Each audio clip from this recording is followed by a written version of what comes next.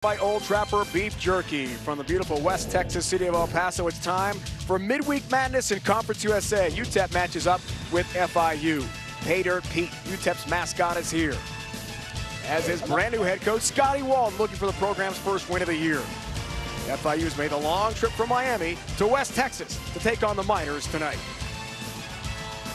And welcome to Weekday CUSA on CBS Sports Network from El Paso. Great to have with us Dave Ryan alongside Brock Vereen, former NFL defensive back. Bottom line, partner, been a tough year for both teams. Not a lot of wins between these two sides, but we have electrifying talent on the field. A lot of fireworks. Get ready for the highlight reel, right? The fact is, the records do not reflect how talented both of these teams are, but it's enough of the woulda, coulda, shouldas. It's the home stretch of the season. It's time for things to come together. Speaking of superstars, Kewan Jenkins, true sophomore quarterback, FIU can get it done, Brock. The Florida legend, the Miami legend, now repping it for his home team. As athletic as he is, he really does most of his work from the pocket. He throws a beautiful football, and he has some talented wide receivers to run out there and go get it. He will give his guys a shot. He will throw that ball first and ask questions later. And a familiar number that you just saw catching some of those passes is Eric Rivers. 10 receptions for 20 yards. Quite honestly, it should be 20. It should be 30 receptions because that connection with Kewan isn't where it needs to be just yet, but they're looking tonight to set that straight. For UTEP, Cade McConnell injured last week at Western Kentucky, so Skylar Locklear, who played for Scotty Walden at Austin Peay last year FCS, gets his fifth start of the season. Yes, and that's the key right there. He has started before, even though Cade McConnell has started the past two games. Skylar is an athlete. He can run the football as well, and the fact remains, no matter who is at quarterback, the offense for UTEP remains the same. UTEP uses the minor back like Corey Wren. It's a hybrid. These guys are explosive. Minor backs can do it all in this offense, even contribute on special teams. He took one to the house just a week ago. One important note here is it is windy in this stadium. Special teams will be affected. UTEP won the toss, electing to receive here, partner. So the Miners looking for win number one this year. Corey Wren. Nickelberry back to receive the kick. For FIU, Alejandro Prado gets us going tonight from the Sun Bowl. Risky play near the sideline. Wren brings it out. Had that 100-yard kickoff return for a touchdown to begin the second half last week in Bowling Green against Western Kentucky. A very exciting game. So we talked about Locklear getting the start. Number 5 this year. Redshirt sophomore Clayton, North Carolina. Transfer from the Governors in FCS. Played for Scotty Walden there. Wasn't the starter. Played 2 games each of the last 2 years. But QB1 to begin 2024 here in El Paso. Cade McConnell started the last 2 games. An injury against Western Kentucky, as we talked about last week. He is out indefinitely. On first down. Pass play, and Goodman's got the catch and drives forward for a pretty good pickup there for UTEP on first down. Let's break down some starters here tonight, Brock. The key for this UTEP offense will be wide receiver Kenny Odom, the fastest man on that football field, probably the fastest man in this entire conference. 8 of 8 on the reception from Goodman on the first down play. Try the first rushing play of the game. That's strung out. Good carry there from Ezil Jolly. The exciting running backs. Let's talk defensive lineup here for FIU. Eyes are on safety number 3, JoJo Evans. He is the firecracker to this defense. He has all the energy in the world, and don't get it fooled. Yeah, he can cover, but what he wants to do is come downhill and pop you. Lots to do on that last play. And Blades the second. Dad, famous wide receiver at Miami. It's quite a football family in South Florida. Third down here for Locklear and the offense. Carry goes for Jackson. Drives forward, but he's stopped short. CJ Christian makes a good play from the secondary for FIU. It sets up fourth down, and trouble here for the home team trying to get things going. And watch Christian come downhill from his safety spot, making a tackle in the backfield. This UTEP offense has struggled mightily on third down, and Christian is making sure right there that that remains the same so far tonight. That was Thomas' partner on the carry. His first touch of the night. We'll see him a lot for that minor back spot.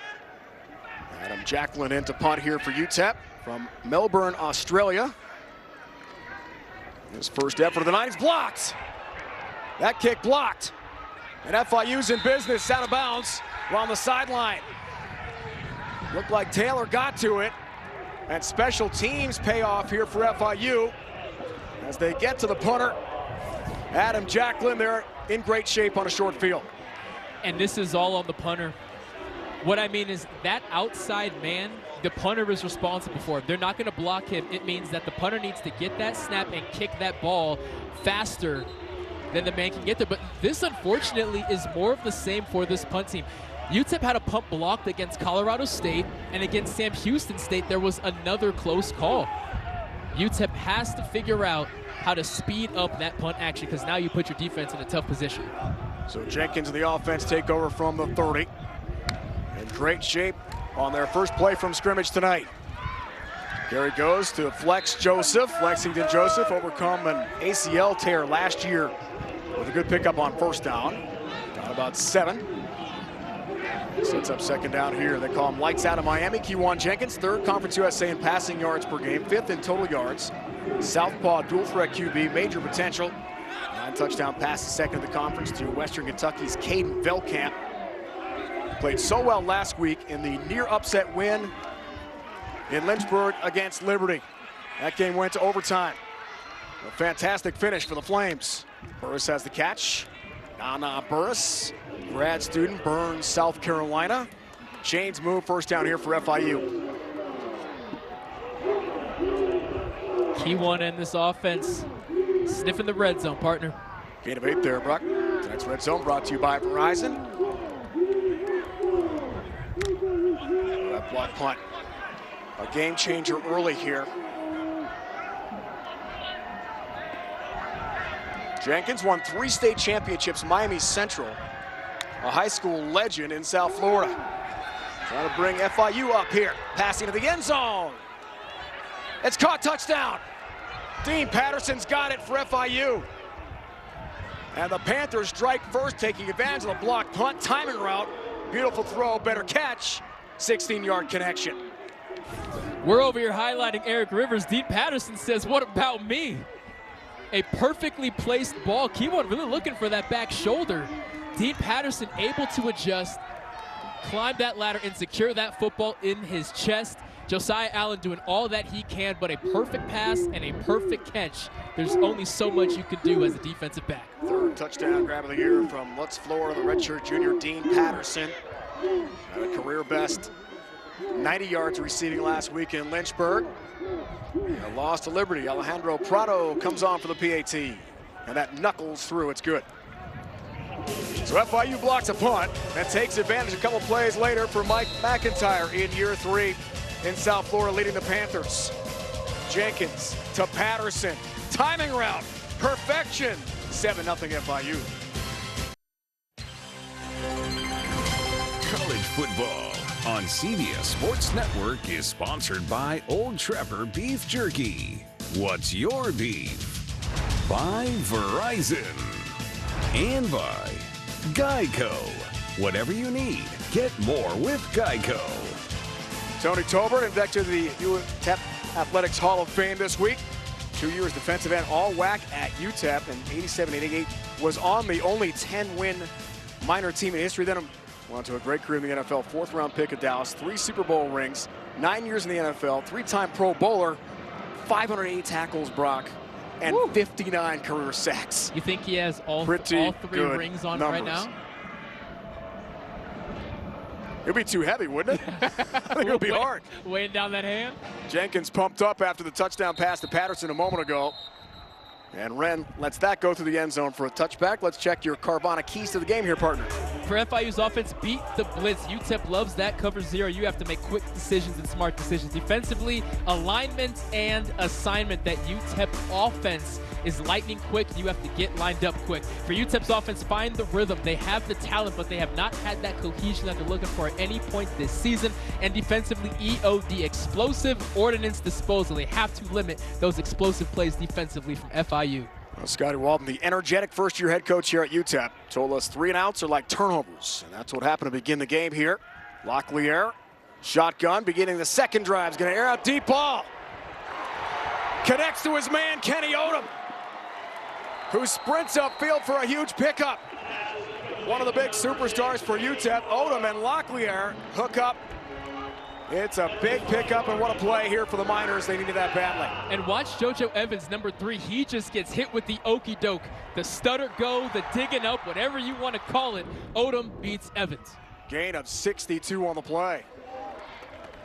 Cam Thomas carries this time on the first down run. He's one of those Miner backs we told you about. Also the team's leading receiver. Tied for first Conference USA in receptions with Keyshawn Johnson of Western Kentucky entering play here tonight. Does it all. This play is blown up immediately. And a big loss. Cam Thomas on the carry. Anderson, Taylor, Elijah, team's third leading tackle. The linebacker wears the green dot. He's communicating with the FIU sideline with a big hit.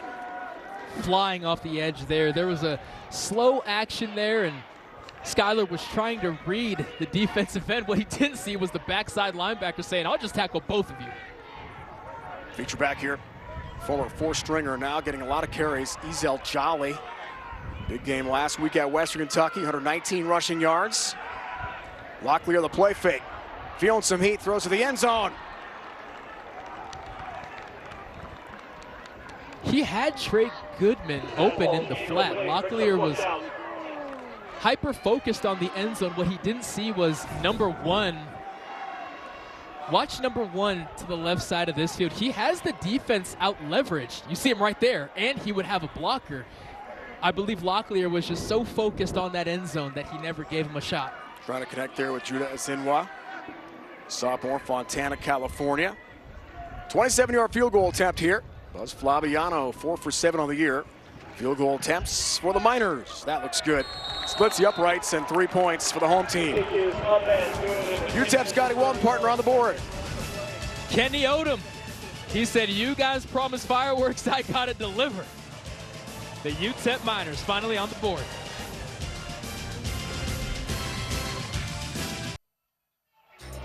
Join CBS Sports Network for some Friday Night Lights. You're up for more college football action between Fresno State and Nevada, 10:30 Eastern Time. Heading to the Mountain West. Mikey Keene, partner, quite a QB for the Bulldogs, one of the most electrifying players in the Mountain West. Agreed. Going back to last year, that massive upset against Purdue to open the season. All eyes have been on Keene ever since, and he is not disappointed. All right, 7-3 game. Longest pass play surrender this year by FIU. Kenny Odom, 62 yards. Sets up the field goal from Flabiano, who kicks off here. No Pierre. Feature return man, Sequan, looks for a seam. And it's belted outside the 25. That's where FIU will take over here for Mike McIntyre. Year 3, South Florida, trying to rebuild the program there. 2 4-win seasons so far. Near miss last week we talked about against undefeated Liberty. The defending Conference USA champs in Lynchburg in overtime. And he told us this week, my team fought so hard to the very end against maybe the best team in Group of 5. And he's very excited for the second half of this season. He expects to see a ton of growth. One thing, unfortunately, that has been consistent under the McIntyre regime is struggling on the road. Joseph feature back here for Jenkins on first down. Lex Joseph almost left the game of football after the ACL tear last year. It cost him all of 2023. Check the Panther lineup here, partner. All eyes are on Eric Rivers. Dean Patterson, of course, had that touchdown, but Eric Rivers is the go-to man for quarterback Keywan Jenkins. Full route tree, plenty of speed, can do it all. My eyes are on him. No question about that. So is UTEP secondary. Electrifying speed in motion here. Gets the pass right on cue. Eric Rivers, the play's blown up. UTEP read it and buried it. Josiah Allen from his cornerback spot. Second sack of the year last week on a blitz against Western Kentucky was there and had the play as we check the lineup here defensively for the Miners. Looking at that defensive end, Maurice Westmoreland, he's expected to be their go-to man as far as the defensive front is concerned. Got his first sack of the season a week ago. They expect that to be really the momentum going forward and proving that he could be the player that they need him to be. Big play defensively by Allen, sets up 3rd and long here. Joseph the catch out of the backfield. He's hit shy of the 30 and well shy of the yard to gain for the 36 for a first down. Gain of that play. Bunt time here for FIU and Mike McIntyre. David Yost, the offensive coordinator, Brock told us this week, for FIU, we want to avoid these 3 and outs. We score 60% of the time if we just have 1 per quarter of 3 and outs. And defense, UTEP does the job there. Neither offense really equipped for those 3rd and long situations. Staying ahead of the sticks will be key. Dayton Montiel punting for FIU. Cam Thomas, one of the minor backs we told you about, battling the wind. It's gusty here tonight in El Paso, is hit. Good kick coverage from FIU. From the 22, Miners get it back. 7-3 game early on in West Texas tonight. Well, Brock, for good reason. Trevion Barnes, outstanding linebacker. FIU has been Conference USA Defensive Player of the Week 2 of the last 3 weeks. Monster game against Liberty last weekend. I don't know if he will step on a field and not be the best player on it.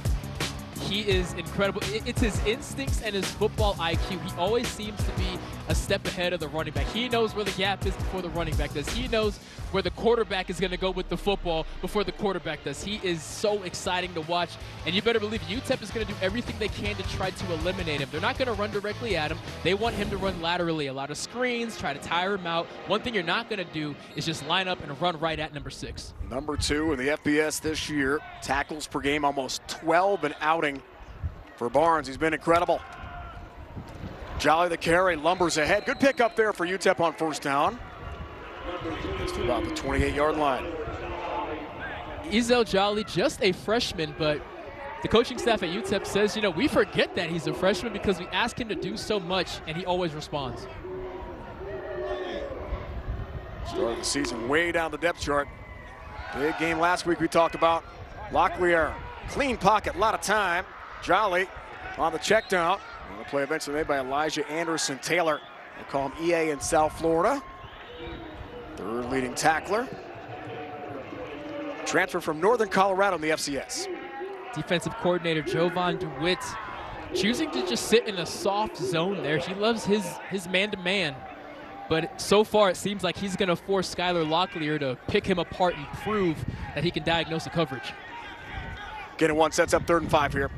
See a lot of shifting with the scat backs, the minor backs for UTEP. Sometimes a slot, sometimes as outside receivers. Pocket collapses, Locklear is on the move. In some trouble now, and FIU in pursuit makes the play. It's so long you can hang on there. And eventually the track down play for the Panthers forces a punt. When he first started scrambling, he had Cam Thomas, the minor back. Cam Thomas took off downfield, and watch, Locklear's gonna come out to the right, and boom, right there. Cam Thomas is saying, man, there is nobody in between me and that end zone. Locklear definitely needs to get a little comfortable in this offense, especially when the play breaks down and he has to escape the pocket. Good tackle there. Claude Larkins, NC State transfer, on the track down of Locklear. Patterson watches that punt go out of bounds. Off the foot of Jacklin, who had 1 blocked, and that's a short kick. Punt game's been a struggle. 38-yard punting average as a team for Scotty Walton. Partner, that's the 3rd worst in the FBS, and it's come to haunt them here tonight. Definitely has, and this wind just continues to pick up. As you see it on your screen, right to left, that is the way that the wind is blowing. So that punt was directly into it, meaning that this FIU offense gets to take a short field with the wind behind their back. 34-yard punt. And it's gusting in the booth, too. We're hanging on to our notes up here, Brock. There's not enough tape in the world. Cell phones, binoculars, whatever we can do. Jenkins on 1st down. Play fake. Deep shot. Wants Rivers, who can't bring it in. Incomplete.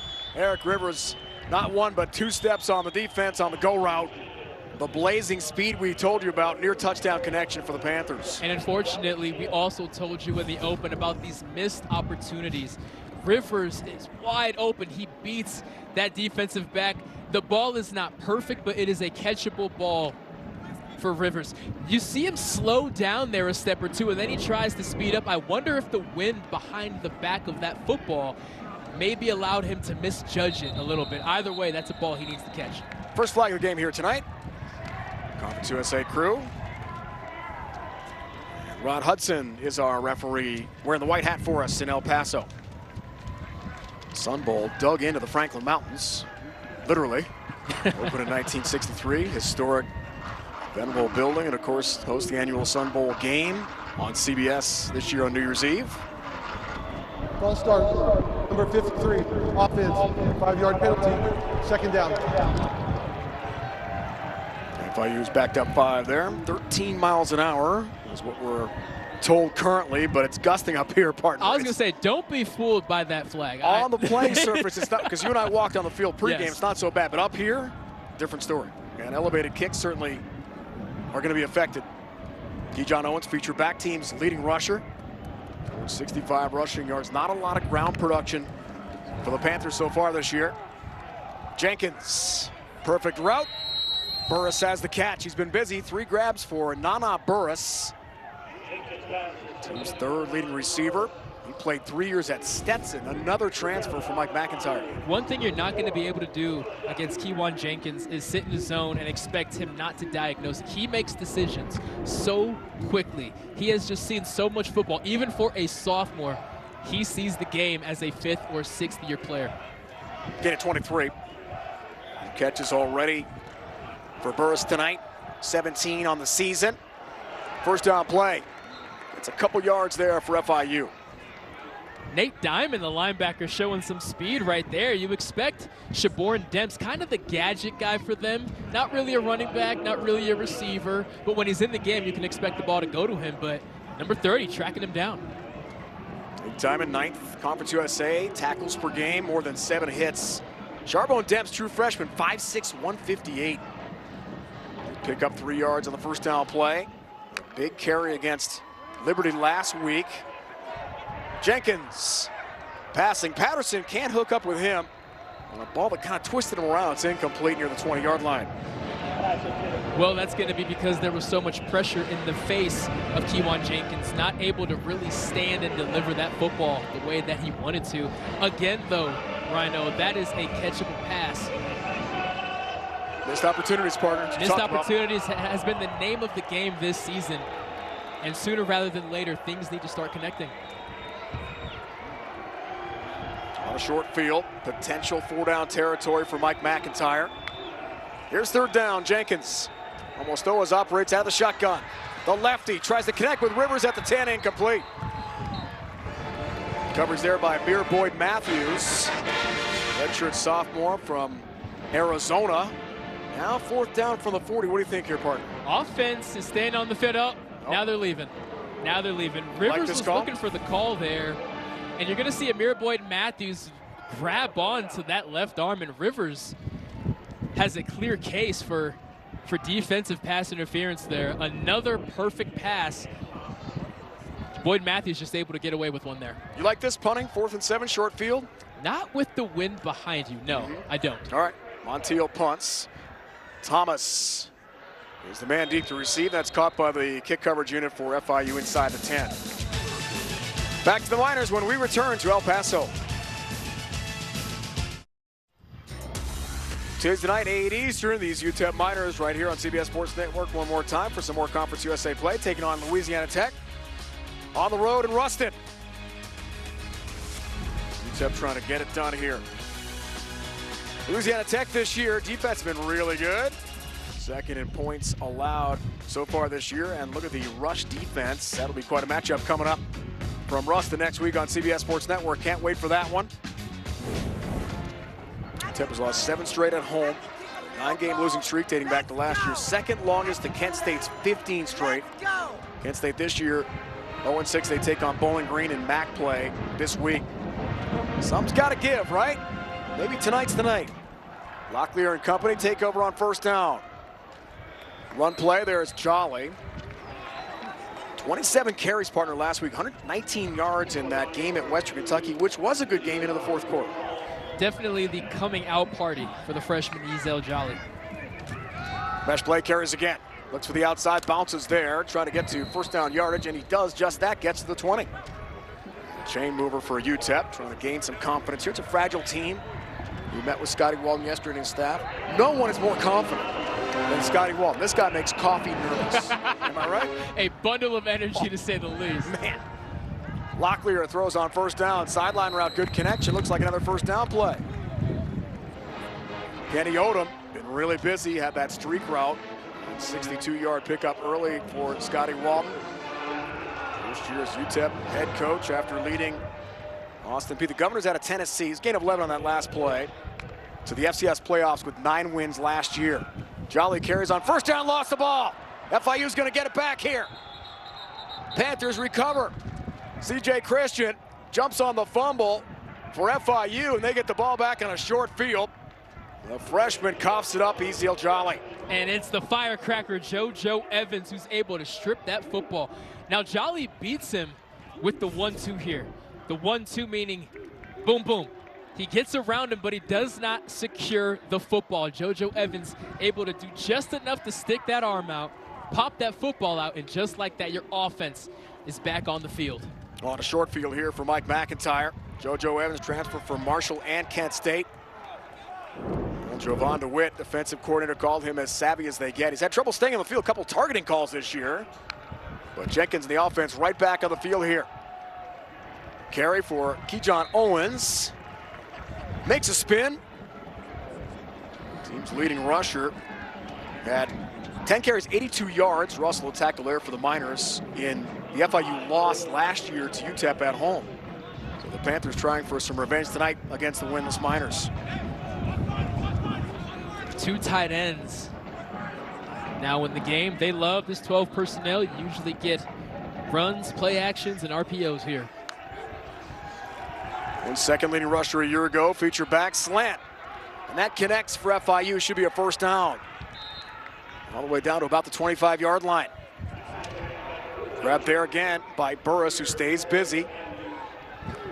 Nana Burris may only stand at 5'11", but 200 pounds, and you see all 200 of it right there. It takes 3 or 4 orange jerseys just to get him on the ground. Get it 12, first down here. The Panthers in good shape off of the fumble. Usually a no-huddle offense, but the past 2 weeks have elected to huddle, taking their time here. On first down, play fake to Owens. Passing to the scat back and Demps. Got the touch. Charbonne Demps. Speedy, diminutive.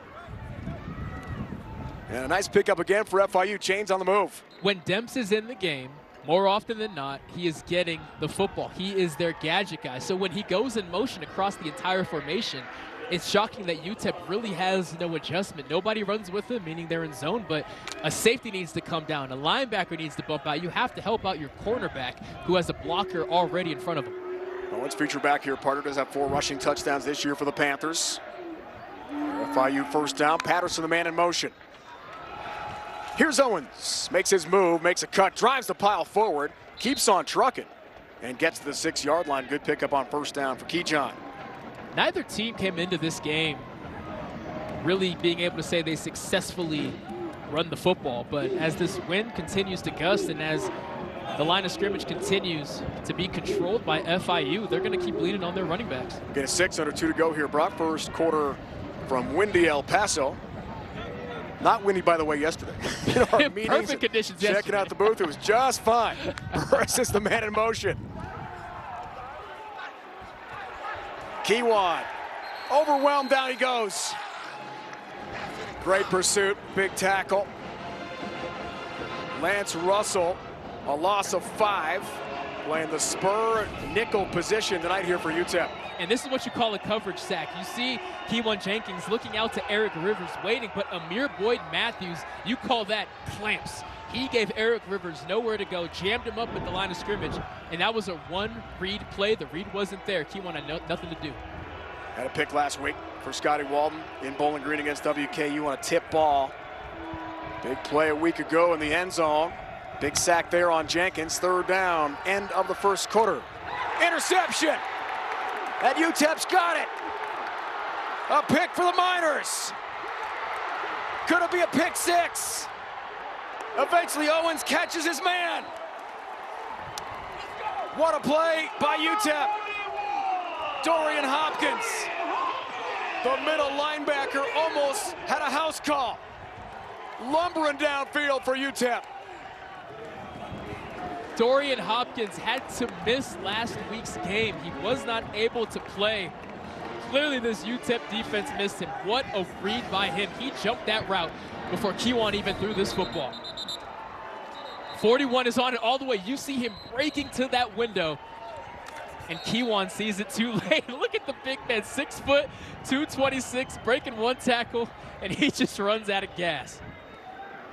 First pick of the year for the transfer from Tulsa, who played there for 5 years. Jackson feature back here for UTEP, trying to cash in on the interception. And you get a hat, you get the shovel, you take a pic for social media. It's a big deal. You got to celebrate, right? You absolutely need to, but this UTEP offense would love to celebrate. But again, they find themselves in the red zone where they have struggled. Coming into this game, they had the worst red zone score percentage in the entire FBS. First pick there, partner for Hopkins, having a huge season for UTEP as the Mike middle linebacker. First quarter expires here in windy El Paso. Eventful opening 15 minutes. Capped off by the Hopkins pick and near pick 6 for UTEP. UTEP knocking on the door to begin the second in a moment. And you're watching college football on CBS Sports Network, presented by Old Trapper Beef Jerky. 1 quarter complete, second on the way.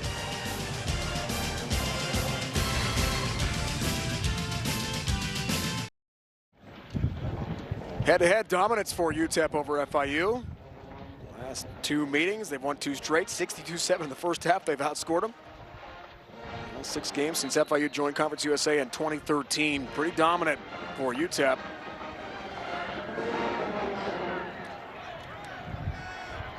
Miners trying to continue that tonight, get their first win of the year, knocking on the door to begin the second quarter.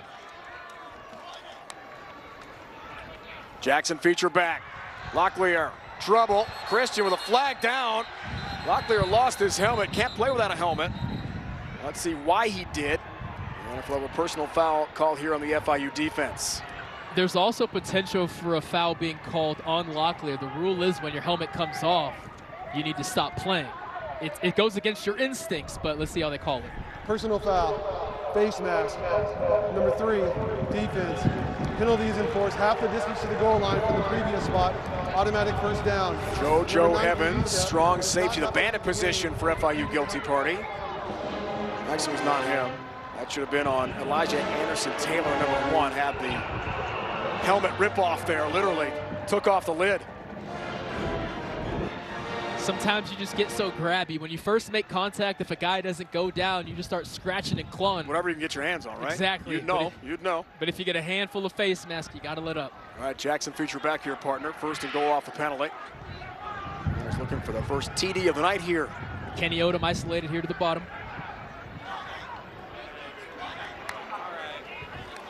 Here's first and goal. Locklear on the mesh. End zone touchdown. Skylar Locklear from 3 yards out. Second rushing touchdown of the season. And UTEP, trying for the first one of the season, has got the lead.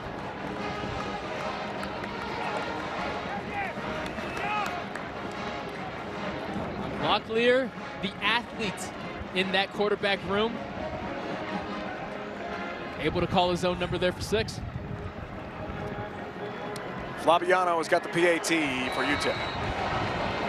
Miners have not won a game in 357 days. Could this be the night, partner, that they get the victory? Locklear saying, you betcha. UTEP takes the lead.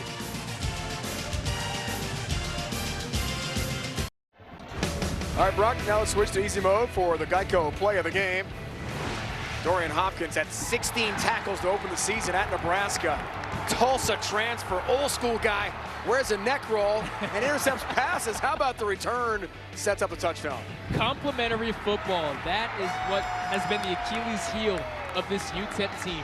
Defense letting down the offense letting down the defense, but finally, as we see Coach all up in the mix, he's excited because he's saying, finally, my offense and defense can come together and, again, play complementary football. Infinite energy from Scotty Walton. He is something else. Zequan Nopierre, feature return man here for FIU.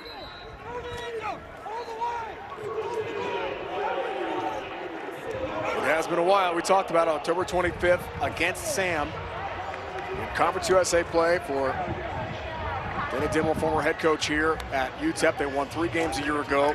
Coaching change. Scotty Walton takes over and brought his quarterback with him. He's been great so far here tonight. And right now we have Amari Jones at quarterback, not Kewan Jenkins. Interesting. Does that surprise you? It absolutely surprises me. Kewan Jenkins is not going to get benched just for 1 interception. We have to wonder about his health status at this point. This is very shocking. All right, we'll take a look at that.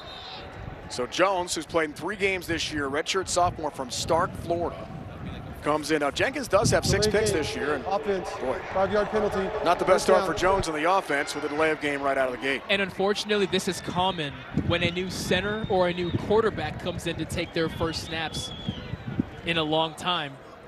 It's the little things that you really don't think about without that game experience. But Amari Jones, great size. He wouldn't be in there if they didn't trust him. He's thrown 1 pass partner this year. That's it. And 2 carries for 7 yards on the season. So I'm imagining some handoffs are coming here. Joseph drives through, tackles right up the middle. Eventually brought into the play by Ashton Coker, freshman from Katy, Texas, just outside Houston. Gain of 3 for Flex Joseph, as he's known. Grad student from Miami. To Miami Central, same high school powerhouse program in South Florida's Kewan Jenkins. Key Jenkins and Keyshawn Owens, running back number 5, all went to the same school. Wow. Joseph a little bit older than Jenkins, so they didn't overlap, but Owens was able to play with both of them. All right, 2nd and 12 here. Drive started with a delay of game call. High snap, end around play. Pretty good pickup there. Sequan Nopierre, senior from Fort Lauderdale. He went to St. Thomas University and then moves up to FBS this year. Sets up 3rd down on the end around. That big gain was huge. The last thing that this offense wants is to ask Amari Jones, who has thrown 1 pass all year, like you said, to have to chuck it directly into the wind. This wind is swirling. 3rd and 4. They can keep this ball on the ground if they choose to.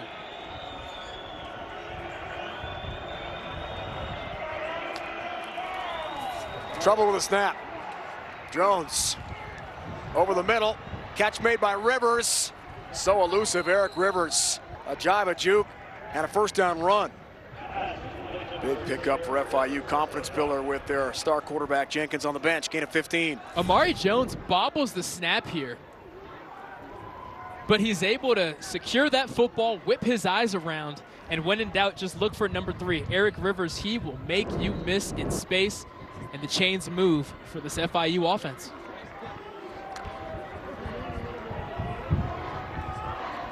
Big season for Rivers, 3rd Conference USA.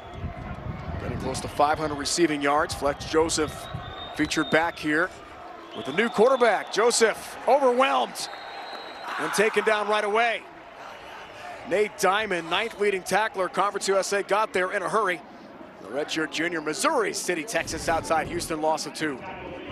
And there's just nowhere to go. Diamond is making contact with Flex Joseph before Flex Joseph even secures that football.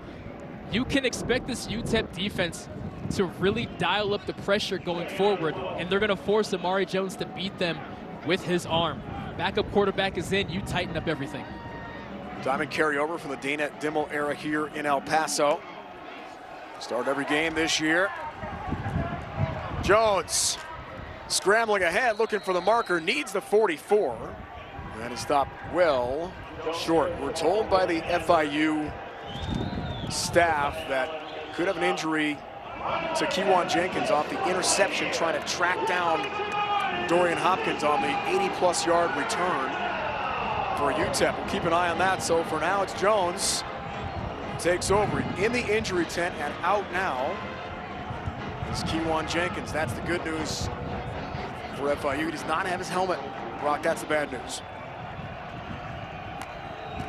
So he's on the bench for now. Jones, trouble with the handle again, and he's buried. Overwhelmed for a huge loss on 3rd down. UTEP is everywhere with Ashton Coker, a freshman for the Houston area. First career start came against Western Kentucky last week. Lost a 6 punt time for the Panthers. And Amari Jones just has not settled. Catching that snap out of that shotgun or that pistol, there's no such thing as a good play that starts with the drop snap. He's going to need to go to that sideline and rep those snaps as many times as he can before that offense gets back out on the field. Montiel punts here to Thomas. Grabs at the 10. Cam Thomas is buried at about the 15. And UTEP takes over first and 10. You see the energy after that defensive play a moment ago? You wouldn't think the Miners are winless. All right, partner, as we suspected, when the Dorian Hopkins long interception return earlier in this game tonight, Kewan Jenkins, starting quarterback for FIU, went for a touchdown-saving tackle. But it's a risk for the quarterback to do that, especially the left-handed quarterback who hurts his left shoulder. When that left arm is extended, really any arm is extended, and all your body weight falls on it, especially when you're diving, it's just such a risky situation for your joints. They do not like that very much, and Kewan is tough. He's going to do everything he can, but you just hope that he doesn't push through something that he doesn't need to, because you do have to consider there is a ton of season left. You want to get this win, and there's not a lot of wiggle room, but you're not going to put your quarterback in a situation where you do permanent damage to something. So Jones takes over, who's had almost no experience playing as a Panther in his career until tonight. That's a wild scenario. Javon Jackson, captain, carries on first down. So the weekday CUSA action we're talking about entering tonight. Big numbers. Jenkins, number 2 in Conference USA. Tyler Huff, we had him on CBS Sports Network recently, go wild, 4 rushing touchdowns against Kennesaw State. Watch out for the Rich Rods, I'm telling you, partner. Watch out. They're getting hot now after a tough non-conference schedule. Odom is knocked over. And that fell there afterwards. No flag on. I'm shocked that is not a flag. Driven into, make that Thomas driven into the sideline there by JoJo Evans. I am shocked that that is not a flag. The official went to pull the flag out. He decided against it. JoJo Evans pushes. Now right there you need to let up. You don't push there and then push again. Driving him out of bounds. Continues to push. Okay, I see there. JoJo Evans' face mask was being grabbed by Thomas there, so maybe he didn't like that, but still he needs to be smarter than that, because the ref will always err on the guy who was second to make contact. Officials stop play before this one gets going here, a timeout call by Scotty Walden and UTEP before the 3rd down and avoiding a delay of game call. And we'll step away for 30 seconds from this great West Texas town. Saturday, 3:30 Eastern on CBS. Another big-time matchup of the Big Ten. We'll see 24th ranked Michigan taking on number 22 Illinois. The Big Ten is on CBS and streaming on Paramount Plus. Fun year for the Big Ten. You know what you're going to get week to week. Cover a lot of Big Ten football, you know. Locklear passing, almost intercepted. Near drop there. JoJo Evans almost had the pick and a pick 6. PBU instead for number 3 and white. Punt time here for UTEP. JoJo Evans gets a good read. You see Locklear really staring down his target there in Odom, and it just bounces right off of JoJo Evans. So while you're happy that the defense is on the field, I promise you every single one of his DB brothers are going to be saying, man, you just gave up a pick 6. Jacqueline, second, Conference USA in punting average. Delivers here to Dean Patterson. The Australian with a rugby-style kick, and it goes out of bounds. We'll see where the spot ends up. And FIU gets the ball right back here. So when something like this happens to the broadcasters, you sort of scramble. Amari Jones, we're not expecting to play a lot tonight. He did not see any action last year, no snaps. The same in 2022. His last significant action goes back to 2021 in high school at Bradford High School in Florida.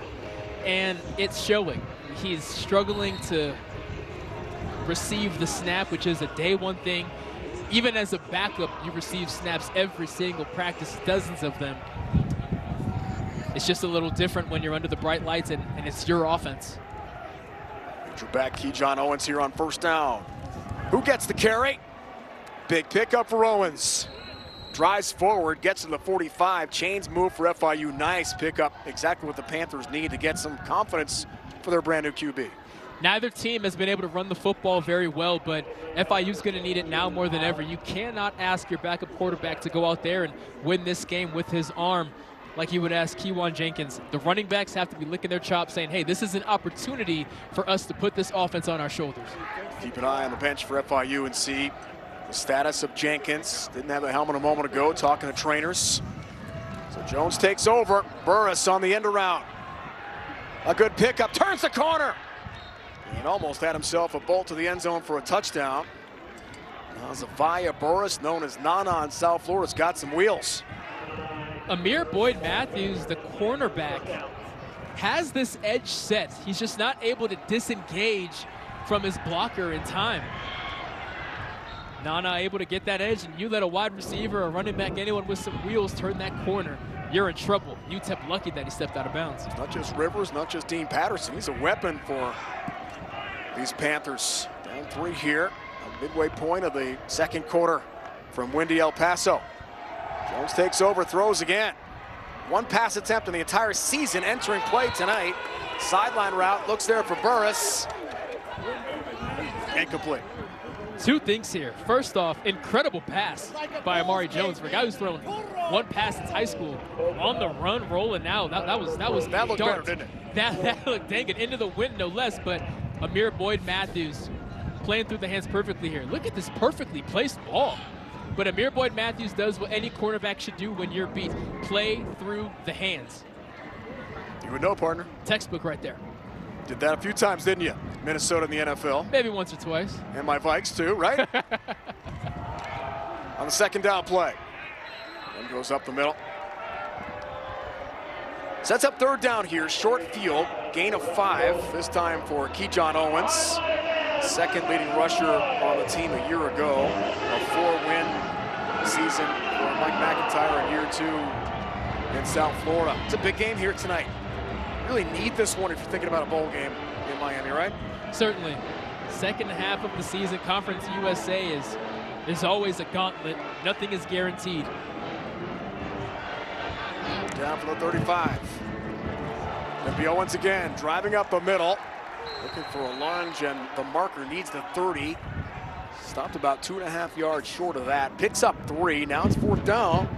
Let's see what Coach Mack's got in mind here.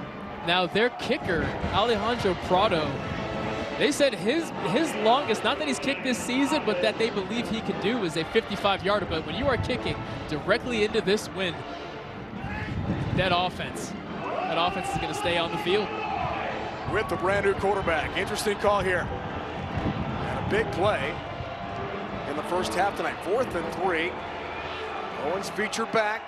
Passing situation here for the Panthers. Here's Jones, delivers over the middle to Rivers, who's got it, first down and then some. Rivers shrieking into the end zone. Touchdown FIU. He can motor. And Jones has his first career touchdown pass, 33 yards, and the Panthers strike again. Eric Rivers. Call him the yak god. That's yards after catch. If he gets that football in space, if you are not on him, when he brings that football in, he turns everything into a punt return and will dance his way all the way toward the end zone. Veteran senior from Miami, another St. Thomas University transfer down there in South Florida, Alejandro Prado. He's got the PAT, winning night, tough kicking conditions here in West Texas. Rivers, as advertised, partner, can really mow it. Amari Jones, finally, his opportunity to get into the mix, and he responds with a touchdown pass.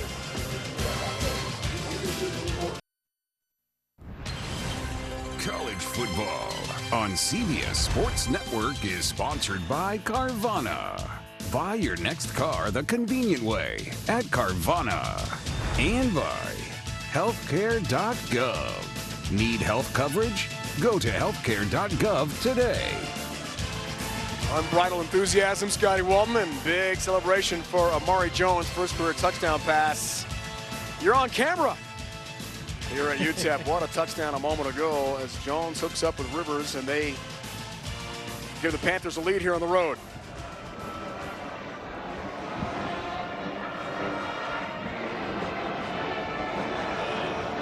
Wren and Nickelberry back to receive the kick here from Prado. We know what Wren can do after the 100-yard return last week at Western Kentucky. Spins out across the 20 to the 21. Disciplined eyes. Now, you're going to see Nate Diamond right about here. His eyes are all over here. This is your space. That is where you need to be. So he takes a peek out there because he has 3 threats, and Eric Rivers just cuts right underneath them. When there are 3 threats in that close of space, just trust that one of them will make their way to you. You don't have to go to them. They will come to you. Eric Rivers wins the leverage game there. Let's see what Locklear and company can do here. 6:10 to go. Our first half tonight from El Paso. Jackson featured back. Team captain for the Miners. Locklear throws on first down. Connection for a couple. Big tackle again, JoJo Evans. Puts down the tight end in Marcus Vinson. Got 1 touchdown catch this year. Came against Sam Houston. 52-yarder. It's a gain of 3. Vincent does quite a bit in this offense. He's the tight end. He can split out as a wide receiver. Some third downs, so come back as a running back. And it looks like it's Vincent who is a little more shaken up on that play than we initially thought. 255-pound junior, Duncanville, Texas. Kilgore junior college transfer. It's his 8th catch of the year. These Miner receivers, whether you're a wide receiver, Brock, or tight end, they split out a lot. They're in the slot. They're versatile. They can carry the football, and they do it all here at UTEP. Now let's watch Vincent at the end of this play. That extra contact there by linebacker Keegan Davis, there is a little contact to the head. Vincent, thankfully, a little smile there. Hopefully he's able to shake it off, but after that, look, not surprised that he's a little banged up after that one. Watch 44 kind of just lowering his head and teeing off it. I mean, that's targeting if I've ever seen it. For potential targeting. Right on cue. And there we go. Review for it. All right, so we'll take a close look here and then define targeting for you. So when you talk targeting, it's a defenseless player and the tackler lowering the crown of his helmet. The crown meaning the top. If you were to put a crown on your head, that area on top. And I would argue that Keegan Davis is lowering his head directly into the, I mean, from that angle right there, it's hard to argue against targeting. And when you add to the fact a defenseless player, the tight end Vincent here is kind of just teed up. And Keegan Davis just takes his shot. You see him gallop and really put all of his effort into lowering the crown of that helmet. I would lean toward the flag being thrown here. And such a big factor that the strike zone was the head or neck area. Yes. So dangerous play there, Keegan Davis. Here are some of the definitions and elements to watch for. The launch we talked about. The upward thrust to attack, and then leading with a helmet, shoulder, forearm, fist, hand or elbow to attack. So that strike zone is so important. I believe Davis will be ejected. And I hate to agree with you. He plays a pivotal role, that boundary linebacker. And that boundary linebacker is asked to do a lot. Jovan DeWitt, the FIU defensive coordinator, he plays a lot of games up front. 3 down, 4 down, even 5 down. And Keegan Davis is a huge part of it. It was determined number 44 of the defense did not use the crown of his helmet. Therefore, there is no targeting. He is allowed to stay in the game. 2nd down. Okay, no targeting. You saw Davis do the sign of the cross right there and a little bit of a smile. Relief. Relief is the name of the game. One final look. I mean, the gallop into it, lowering the helmet. Again, I don't want anyone to be tossed from the game. It's actually Davis who puts himself at risk when you lower that head and put yourself in that position. Vincent there without his helmet. Hopefully he can find a way back to the game. Jackson feature back Harris here driving through some tacklers upfield. Contact again from Gio Davis and Anderson Taylor up front. With 5 minutes left and the wind behind their back, don't be shocked to see this UTEP offense take a shot downfield and really let that thing fly to those speedy wide receivers who we haven't been able to talk about here in a couple series. All right, third down here, big play. They're told that Keywan Jenkins questionable to return for FIU. UTEP numbers with so far on 4 third down attempts. Locklear keeps this time. Drives ahead upfield, does have the first down. It's a big play for Skyler. 195 pounds at 5'11" from Clayton, North Carolina. The Austin Peay transfer. Locklear calling his own number. He had an option to toss the ball out to the sideline. He says, I'll just take it myself. Miners go fast. Like to get a playoff every 12 seconds when things are really going for this team offensively. Catch made, comes out to about the 40, just shy of that to the 39-yard line. There's the grab there from Thomas. And you're going to see the tempo increase here. And again, these FIU defensive backs need to know that shot is going to come. On second down, Jackson carries off left tackle. And drives ahead for another Miner first down. Gets to the 46. Chains move here. It's the excellent running from Javon Jackson. Another Austin Peay transfer. 11 governors came from the FCS program in Tennessee with Scotty Walton to El Paso to move up to the FBS. A lot of them are some key contributors too. 5 for Jackson. On the play fake throw, Thomas has got it. Gets drilled there by JoJo Evans. And Cam Thomas, so valuable. That minor back spot is slow to get up. That's a shoulder problem. A lot of weight landed directly on that shoulder. It's such a vulnerable position to be in. You see him kind of dead legging that left arm. JoJo Evans with the form tackle, just an awkward landing there for Cam Thomas. Thomas being attended to. That would be a huge loss for UTEP. Gain of 9. On that connection with Locklear. Here's second down. Pass play, this time it's Goodman. Team captain, another former Austin Peay player, got the catch, got the first down for UTEP. Gain of 4, and the offense now, Brock, looks a little smooth here. This is the rhythm that they've been looking for all year long. It's a matter of not getting in their own way on their way to the end zone. Plus territory, Locklear on first down, wants to take a shot.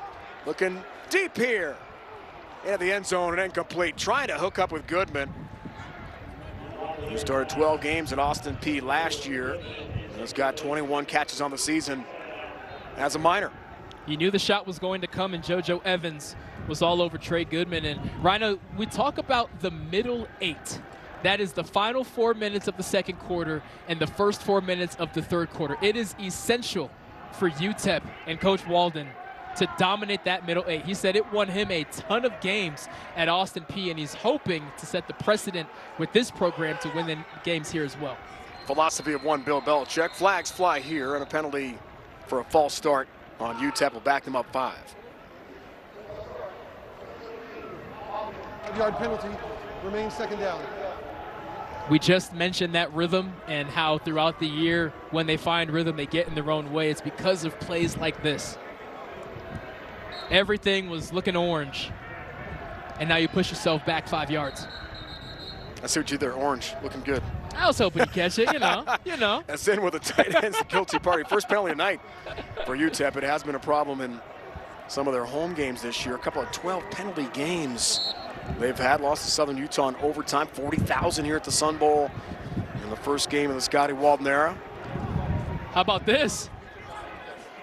Bunch receivers, 4. And the good news, Thomas back in the game here on the field for UTEP. Lines up in the slot to the right of Locklear, who throws as in one, can't bring this in, incomplete at the 43. He's had a couple of drops this year on some catchable balls for UTEP.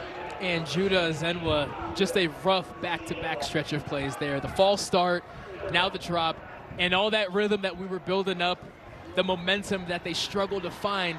This is unfortunately what we've come to see from UTEP is they have the athletes, the plays look great. Here's a heck of an opportunity to dominate that middle 8. And now all of a sudden you're looking at a 3rd and 15. 21 players, all 3 phases partner, making their first career starts this year as a minor. So lots of new talent here in the field. Roster renovation 10th play of the drive. Locklear looks to the right, throws to the left instead, and connects with Goodman, who's lassoed and sent down inside the 40. Goodman's been really busy so far in this game tonight. UTEP will be happy to run out this clock. I'm surprised FIU has not called a timeout. They have 3. They have the 2-minute timeout. But apparently 2-minute. See, now that's strange. If you're going to call the timeout, call it immediately. Don't waste another 10 seconds, because that's a play. Exactly. Florida International. FIU takes the timeout. This will be a 30-second timeout. Strange hesitance there by Coach McIntyre. 2 timeouts remaining each side, plus the 2-minute timeout coming up. So really 3 play stoppages remaining in the first half. A lot of strategy can be compiled in that time. Certainly, and assuming that the UTEP punt team will make their way out to the field, the wind is behind you, and it's a lot of wind. So if you're going to go for that flop punt, that coffin corner, trying to pin them inside the 10, it's important to take just a little bit off of that kick than you normally would. Jacqueline from Australia, a commercial pilot and owner of a music festival in Australia. What can't those Australians do? That's amazing. He is the most interesting man in the world. They are taking over college football, and I love seeing it. Pro Kick Australia. So many athletes out here. Patterson deep to receive this kick. Dean Patterson watches that go out of bounds. Good kick to the 5. Oh, that's perfect. So perfectly placed there by Adam Jacqueline from Melbourne, Australia. 34-yard kick. So Amari Jones' partner comes in with Keewan Jenkins out with a shoulder injury, and Ian Rivers have hooked up nicely, haven't they? They certainly have. It was ugly at first, bobbled snaps, drop snaps. Whatever happened on that sideline, he settled. Whatever coach he talked to, whatever player he talked to, from the first series to this scoring series has been night and day. And now a great opportunity for a good old-fashioned 2-minute drill. He's going to have to drive 95 yards, but he has the athletes to do it. Flex Joseph featured back here all the way to the 5 of the Panthers. Coming up on the 2-minute timeout. Jones hands to Joseph. Spins ahead and gets about 5 yards on the first down run. 2-minute timeout here from El Paso, Texas. You're watching college football on CBS Sports Network. Presented by Old Trapper Beef Jerky. Minor M all lit up here. Franklin Mountains in El Paso. Coming up on the Verizon Halftime Report. Ryan Stover, Brian Jones, Rick Neuheisel, Cardell Jones have you covered. Looking into a busy Saturday college football coming up on the Verizon Halftime Report. Some big matchups again. Realignment partner. Look at these games. I mean, I can't Texas, wait. Georgia is going to be incredible. So many questions about the SEC. I would say it's Texas, a bit of a gap, and then everyone else trying to figure out where they stand. And Oregon taking care of Ohio State. That was a big shocker from last Saturday. Ohio State, of course, looking for that potential rematch in the Big Ten Championship. Iowa State undefeated this year. A lot of surprises. Second down here off the 2-minute timeout. Trouble. Backfield. Jones in the end zone trying to get rid of it to avoid a safety. If it's grounding from the end zone, it would be safety. There is no foul for intentional grounding. No grounding. The quarterback was outside the pocket. Now here's what's impressive. Of course you need to take care of that snap. The ball has gone on the ground too many times, but you don't expect an inexperienced quarterback to know, scoop up that football, establish yourself outside of the pocket, and then throw that football away. That was on the snap. That was not on Jones. That was on the snap, but a heads-up play. There is no foul for intentional grounding. The quarterback was outside the pocket when he threw the ball, and the ball went beyond the line of scrimmage. Third down. Clarification from Rod Hudson, our referee here tonight. Conference USA crew. What a job by Jones. That's a heads-up play. -2 on the scoreboard. A situation you never want to be in, but credit to him for avoiding disaster. Trouble again with a snap, and down he goes. Now it's becoming a serious habit here. This is on Jones and his center in Jaheim Buchanan. As the trouble continues. Timeout on the field for an injury to the defense. And unfortunately, this is on Buchanan. The past 2 snaps have not been where Amari Jones needs them to be. Early on, Amari Jones was dropping those snaps, but you see the ball low and to the left, and the snap before that went into the end zone was in the same exact place, and Amari Jones a little frustrated saying, hey man, get that ball right on my chest. And Buchanan arguing his case and might be being taken out as he is standing on the sideline talking to coach while the rest of the offense huddles. We do have an official timeout for an injury. On the sideline, try to get the player. It is Hopkins who had the big interception earlier tonight for UTEP. That's why we had the timeout. Neither team did take an official timeout there. Hopkins will try to walk this one off.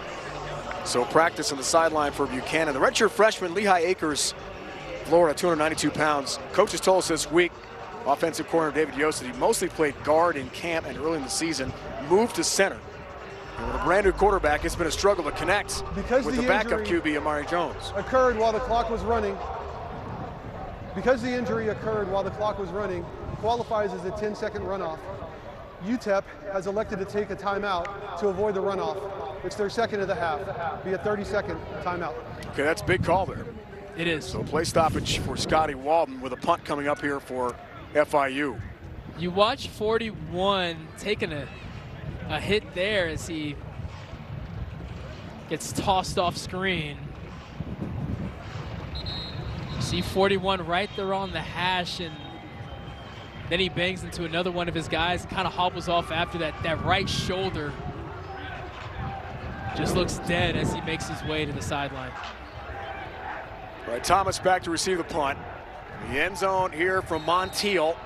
It's a big kick with 1:44 to go first half in a one-score game. A wind gusting in El Paso. No pressure on Montiel. Gets the kick away. It's short. Wow. And UTEP's going to be really set up here, partner with 1:36 to go in the first half. And what a flip of momentum. First it was UTEP driving, then a couple penalties, they get in their own way, then FIU says, hey, this is a great opportunity for us. We can drive 95 yards, we have plenty of time and plenty of timeouts, but they can't figure out the snap. So now, Skylar Locklear gets the football and really 5 yards away from field goal range, which is perfect. A 1:30, you have a timeout, you can run the football, so FIU can't just sit back in a soft zone. Playbook is wide open. Perfect situation for number 9. 10 of 14, 112 yards. The touchdown run for Locklear in his 5th start of the season. Team captain Jackson featured back here on first down short field off the 38-yard punt from Montiel. End around play. Gonna go to Goodman. Trey Goodman breaks a tackle. Spins ahead, then stood up by FIU. And CJ Christian eventually does make the tackle for the Panthers. But a good pickup, a little trickeration for Scotty Walden's team. Fantastic effort by CJ Christian. Not just making the tackle, he forces Goodman to belly that ball even further outside, allowing help to come. One timeout for UTEP. Jackson up the middle. Javon Jackson, big pickup, first down and then some. Motors through tacklers. Chains move here with about a minute to go and one timeout for the Miners. Gain of 10. He lost both for the shoes. captain. Not easy to do. Losing 2. I don't think I've seen that. Get them on. They're going fast here. Jackson carries again. Spun around and stopped by Jamal Potts. Team's 5th leading tackler, number 7 in the white jersey. I would some nickel for FIU. I would actually like UTEP to slow it down here. Okay, yes, this is what we're getting. This is what we're getting now. Yes, it's no huddle, but they don't need to be going lightning quick here. Make it easier on your quarterback. Just over 30 seconds and a half. Here's Jackson. The reception. Touchdown. Javon Jackson is in, 22 yards. And the Miners strike at the end of the first half.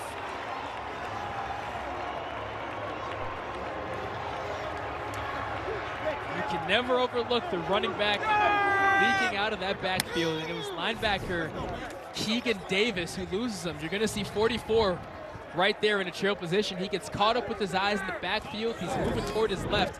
Meanwhile, Javon Jackson is swinging out to his right, untouched. Big score for the winless Miners. Flabiano has got the PAT.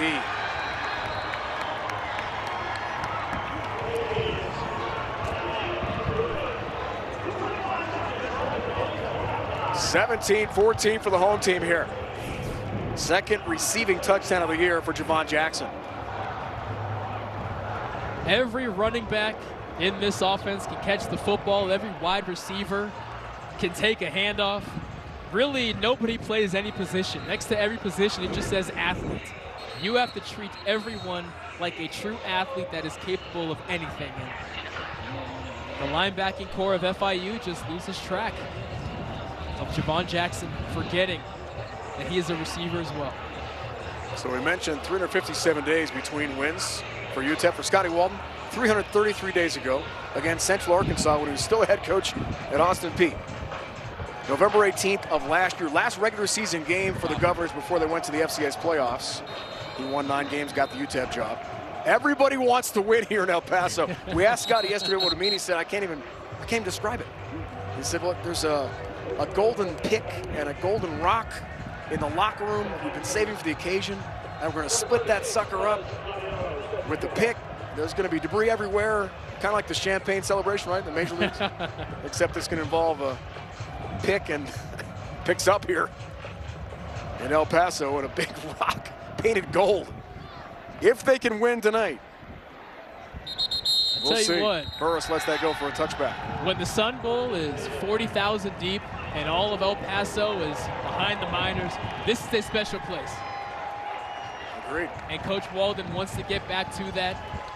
This is the professional team of El Paso, and the Miners wear that proudly, and they want to do right by their fans and give them a reason to come out here and pack this place full again.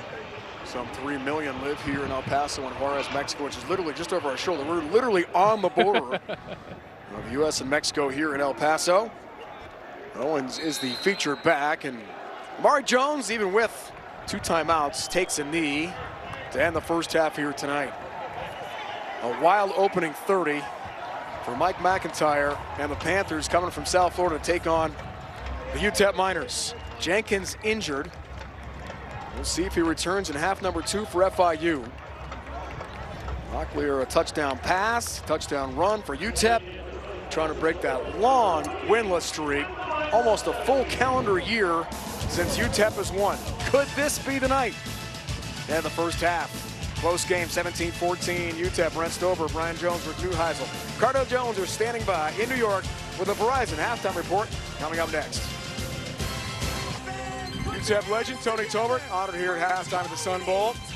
Inducted into the Hall of Fame this week. 3-time Super Bowl champ for the Dallas Cowboys. Welcome back, Dave and Brock. That was a wild, windy first half here in West Texas.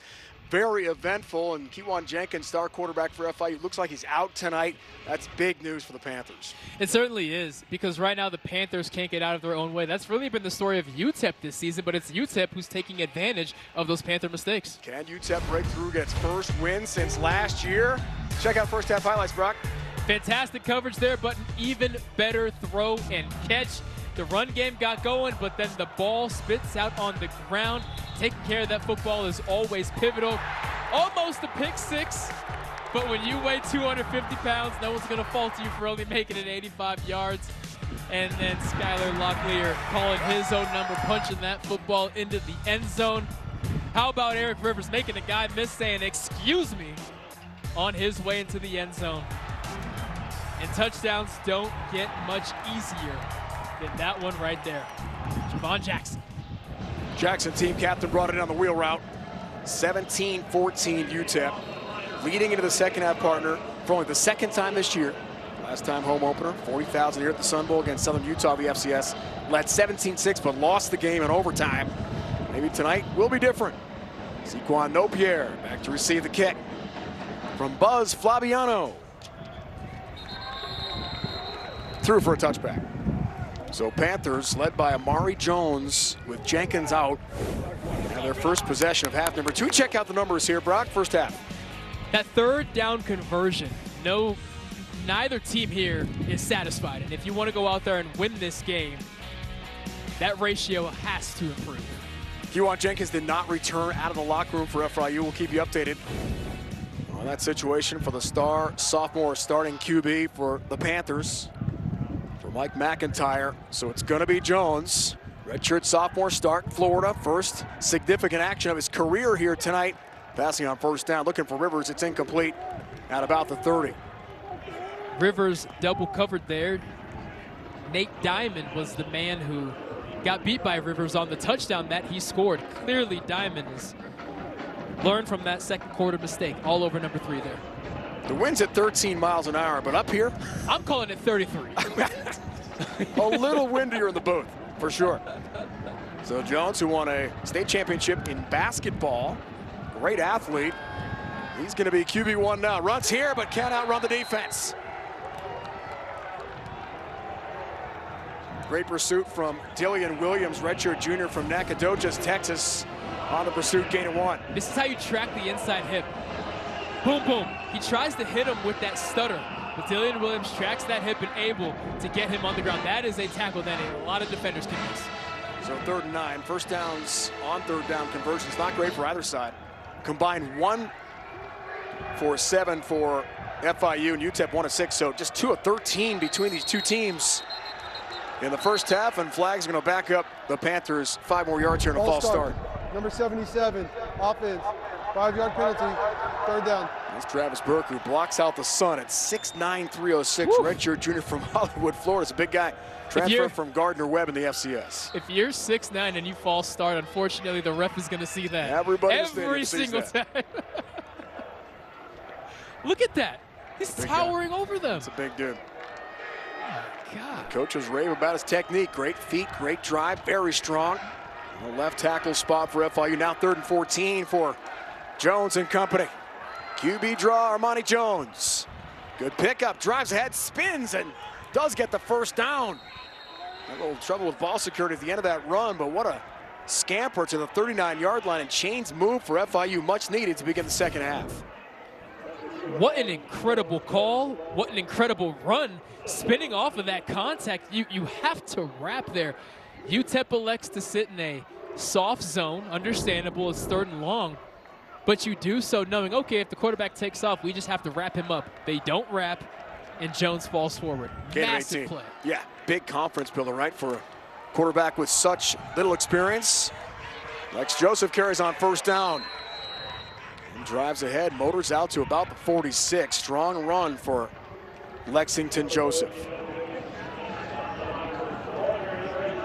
We are told by the FIU folks, partner, that starting quarterback Kewan Jenkins questionable for a second half return. We did not see him come out. As you said, you know the game well.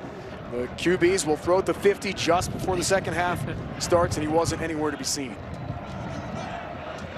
So Armani Jones, the redshirt sophomore, takes over. In a pretty tough situation here on the road. Run play on 2nd down. And Dean Patterson, the speedy wide receiver, gets the carry and goes absolutely nowhere. Maurice Westmoreland, first team All-Conference USA a year ago here at UTEP, makes the play. And the tough thing here now for UTEP's defense is, since Amari Jones has established himself as a running threat, here on the 3rd and shorts, that's where everything is a possibility. You got to worry about the wide receivers, you got to worry about the running backs, and now you also need to worry about the quarterback in the run game. Quarterback who had 1 passing attempt all year for 9 yards, no touchdowns. Didn't play the last 2 full seasons at FIU. Joseph carries, looking for what they need for the first down on 3rd and 1, but UTEP with no gain. Tremendous push up front. Westmoreland, Katie Johnson, Coker, Bryson Thompson making some big plays along with Lance Russell, a Spur linebacker. FIU's offense will stay on the field. They are going to sub out this? Yeah, I do like it. I do like it. I feel if you can't get half of a yard, you have bigger issues than putting your defense back out there on the field. 1 for 1 tonight. 4th down tries, big play to begin the second half. Joseph feature back, drive. Didn't get there. Sent backwards. Ball is out. And eventually, Meehan, the tight end, recovers, but the ball goes backwards for FIU. And UTEP's going to get the ball here. Let's investigate the fumble and see when that came out.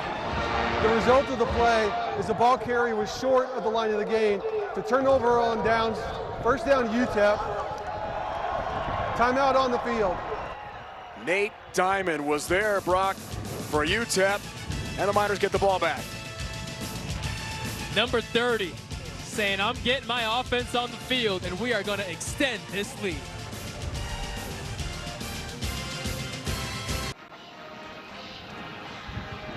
All right, for FIU, Q1 Jenkins has come out of the Panther locker room for the first time since the first half. His team down by 3, shoulder injury. Trying to catch up with Dorian Hopkins on that long interception return in the first half, partner. That left arm gets fully extended, and then his body weight lands right on that armpit. It's just such a vulnerable position for your shoulder to be in, let alone your throwing shoulder. Looks like it's going to be Jones' game. No helmet for Jenkins, and was shaking his head when teammates are asking him how he was doing. Locklear on first down, scrambling for his life. A lot of pressure on Skylar Locklear. Gets popped hard on the sideline right in front of the bench for FIU. What a hit. It's legal in college. That's Barnes. As long as the player is inbounds, a hit is legal. In the NFL, that could be a 15-yard penalty, but man, did Locklear take a shot. You can see in his face he feels it. Even when he first got popped, it took him a second to get up to his feet. You're going to see number 6 here closing space, and that is it's legal. That's a completely legal hit. It's close, but it's legal. And if you are Locklear, something that the young redshirt sophomore will learn, when you have the best defensive player in the conference barreling down on you with a full head of steam, get out of bounds. You got back to the line of scrimmage. You know you're not going to get a first down. Just get out of bounds. Your offense needs you. He's getting one. Officials discussing things on the sideline right in front of Mike McIntyre. No flag thrown off the hit from Barnes. Personal foul. Late hit. Number 6, defense. 15-yard penalty from the end of the run. The out-of-bounds spot, automatic first down. Yes, there was. That's the wrong call? Yes, there was. Let's look at it again here. You can't, I don't know how you can call that. Is he obviously heading out of bounds? Of course. Can you tell a defensive player, hey, if his foot's hovering over the out-of-bounds line, make sure you let up after running 18 miles an hour? I hate that call. I do. We did not see a flag from the officiating crew. That too. When that happened live, Locklear throws in the sideline. And that play's incomplete. And there for Goodman. A big first half for UTEP. Another thing that I don't like, then we can move forward. The referees didn't go over to a screen to review it. They were just talking. So how can you not throw the flag when bodies are flying at full speed and you have a close look, but then fantastic coverage there by Brian Blades.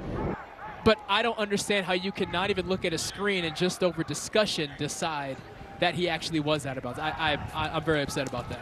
Jackson on second down, partner. Barnes trying to bring him down from behind. That's a missed tackle, a rarity for Trevion Barnes, one of the top linebackers in the country, second in tackles per game, as we talked about. Sets up third down, 6-yard gain for Javon Jackson. And would love to see the football in Cam Thomas or Kenny Odom's hands here. They had a little momentum there in those early series in the first quarter, and things have certainly cooled off for them since then. Thomas had a shoulder injury. First half did come right back, though, for UTEP. Here's third down, Locklear. Some heat. Delivers, it's incomplete. Blades on coverage. Trying there for Odom, rather. Kenny Odom. And Odom is upset because he's certainly got tangled up in the coverage as Barnes lets up on Locklear.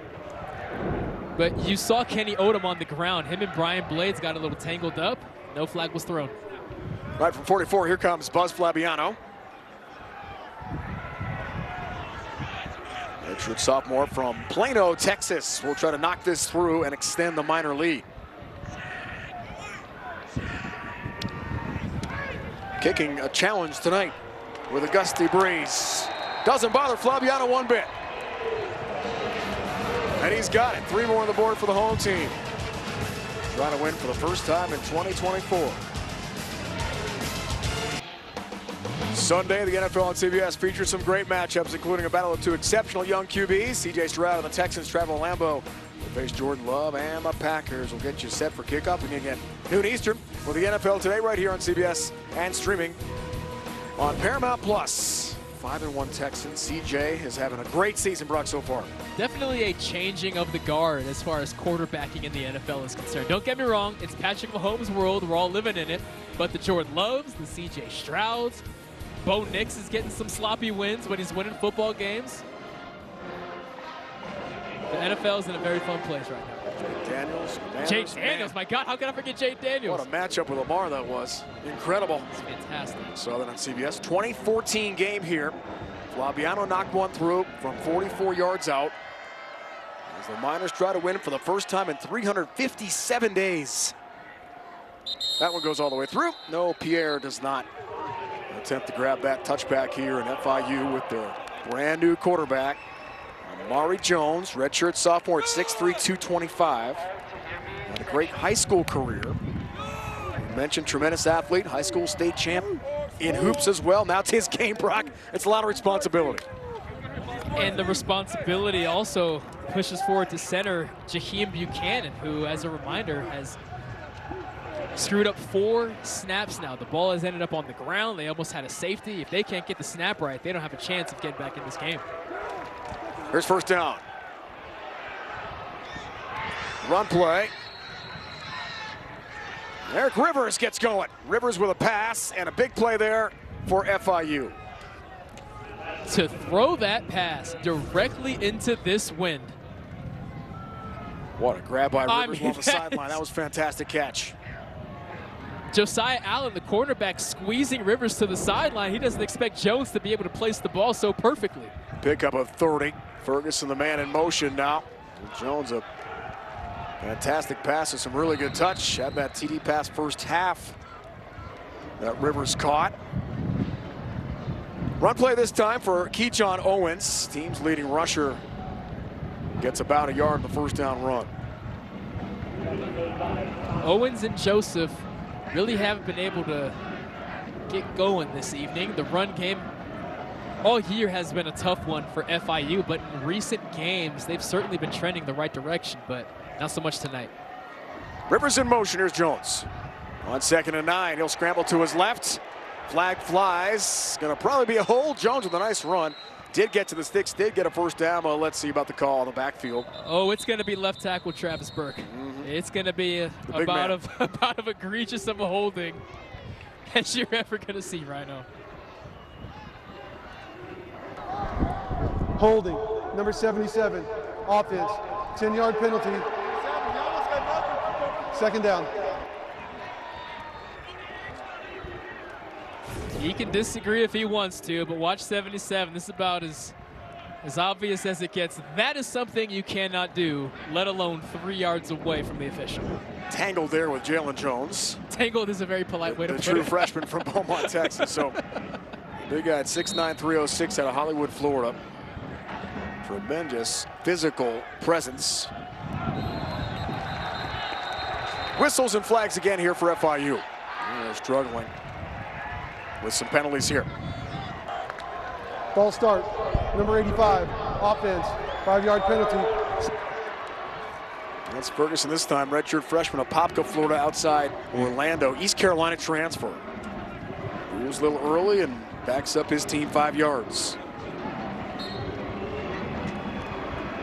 2nd and 24. Not a lot of plays in the playbook for this. Tough.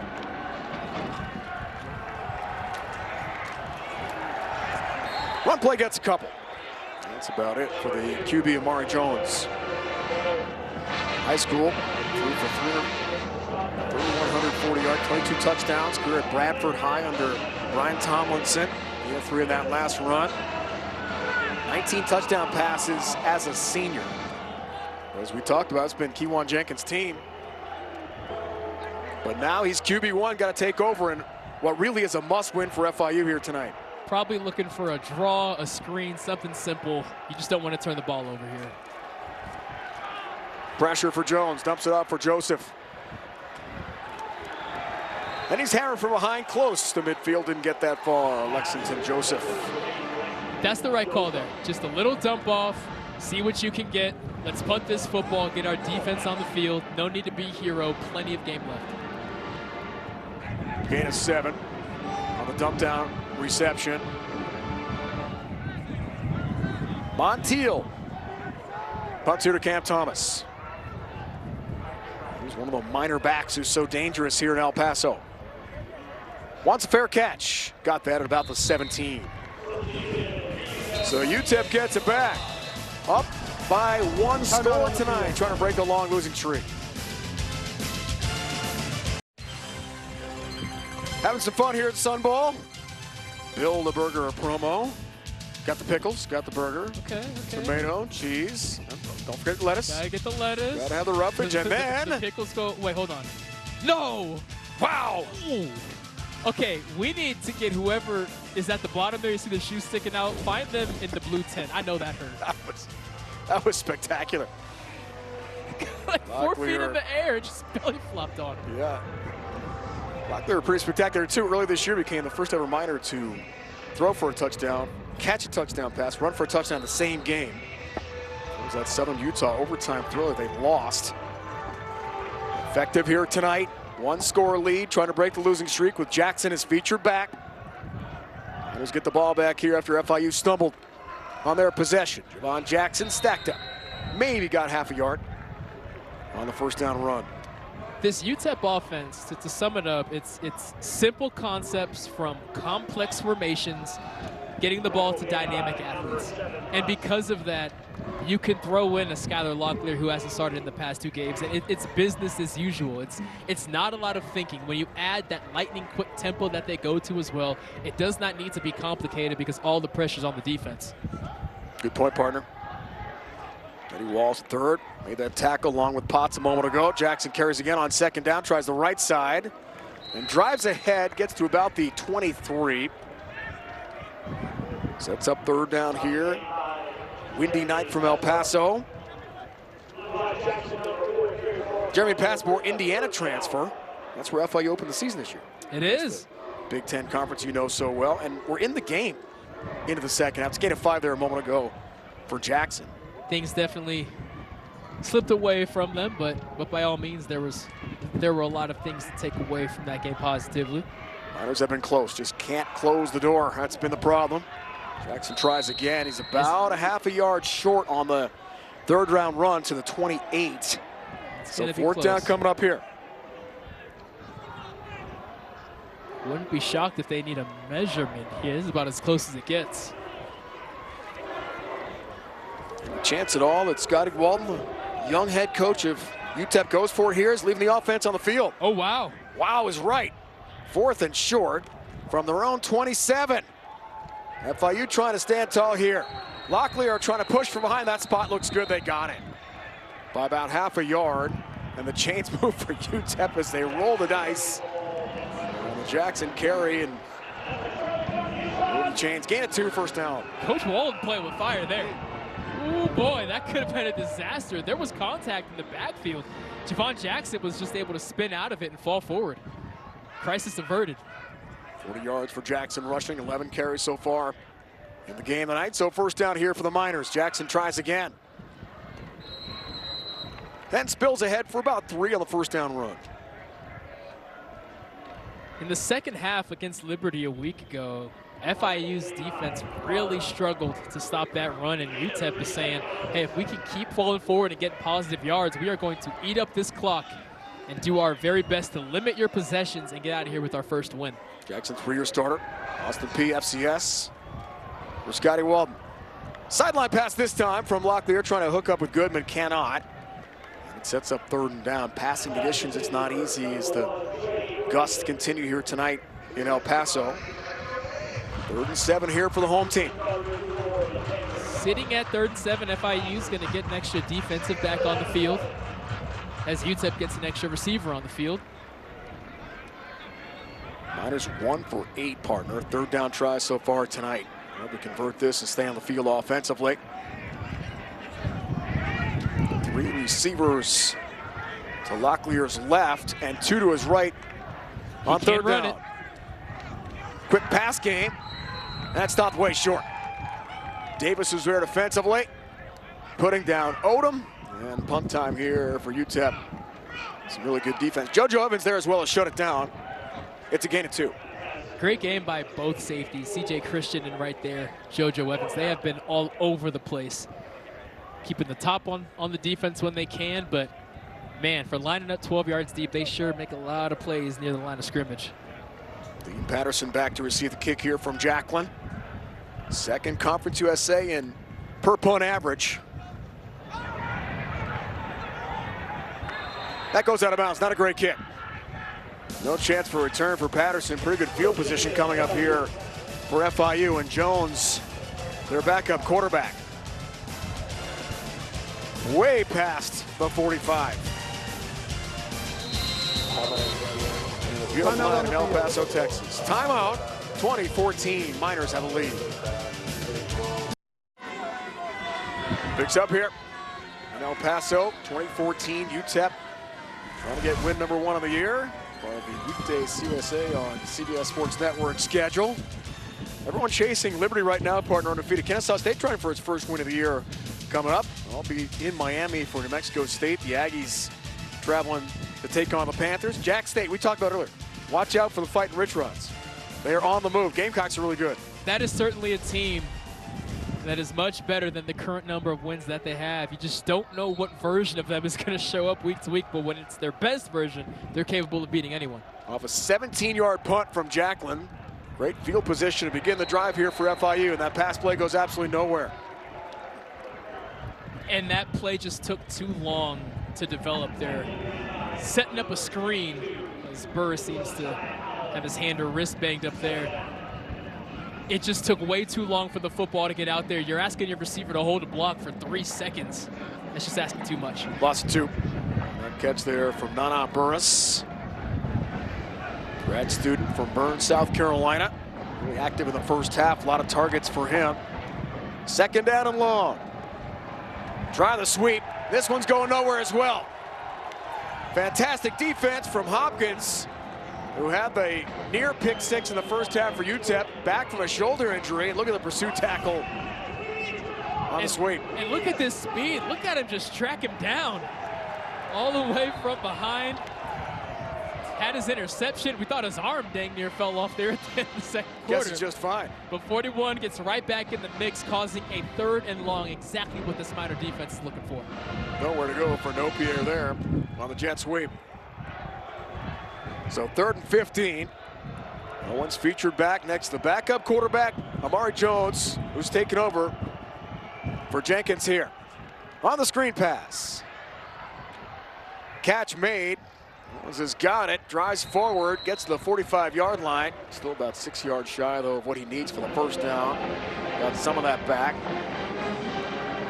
Versatility there for Keyshawn Owens. Offense remaining on the field. 4th down, you like it? I do like it. I feel that you really need to get as much confidence as you can. You really need to get some juice, some momentum, some type of life back in this offense. And if you trust your defense to keep this score at 20, it's worth the risk. So the 4th down numbers. Here's Jones. Pocket collapses, throws it up for grabs, incomplete at about the 26. He was facing plenty of heat. There is a flag down, though. Let's check out the marker.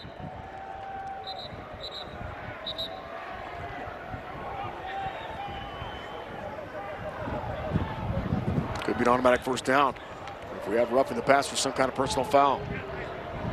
Personal foul, face mask, number 0, defense. 15-yard penalty from the previous spot, automatic first down. Maurice Westmoreland, they call him Mo here in El Paso. Big personal foul and a first down for FIU. And that is absolutely crucial. You're going to see number 0 coming off the edge.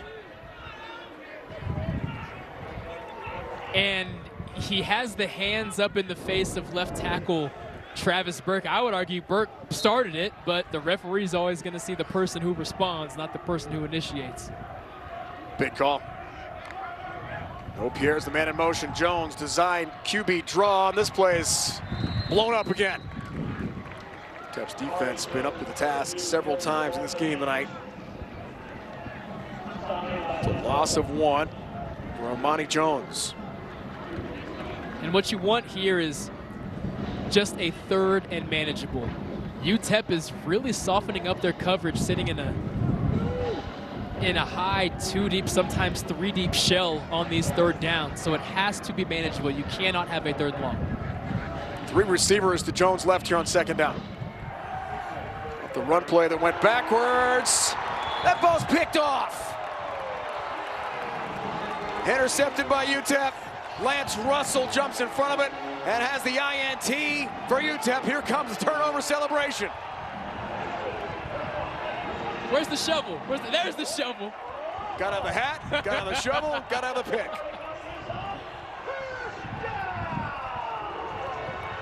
What a jump by Lance Russell. You're gonna see him come out of nowhere on the right side of that screen. He sniffed out that slant from a mile away. Jumped it and picked it, intended for Patterson. 2nd straight game, the redshirt junior from Riverside, California, and Mount Sac junior college transfer has an interception for UTEP. Sudden change for the Miners. Some pressure. Intercepted. Right back at it. How about FIU? Returns the favor. Shamir Sterling jumps in front of that for the Panthers. And has the pick. That is how you respond. Sudden change, defense is in a tight spot.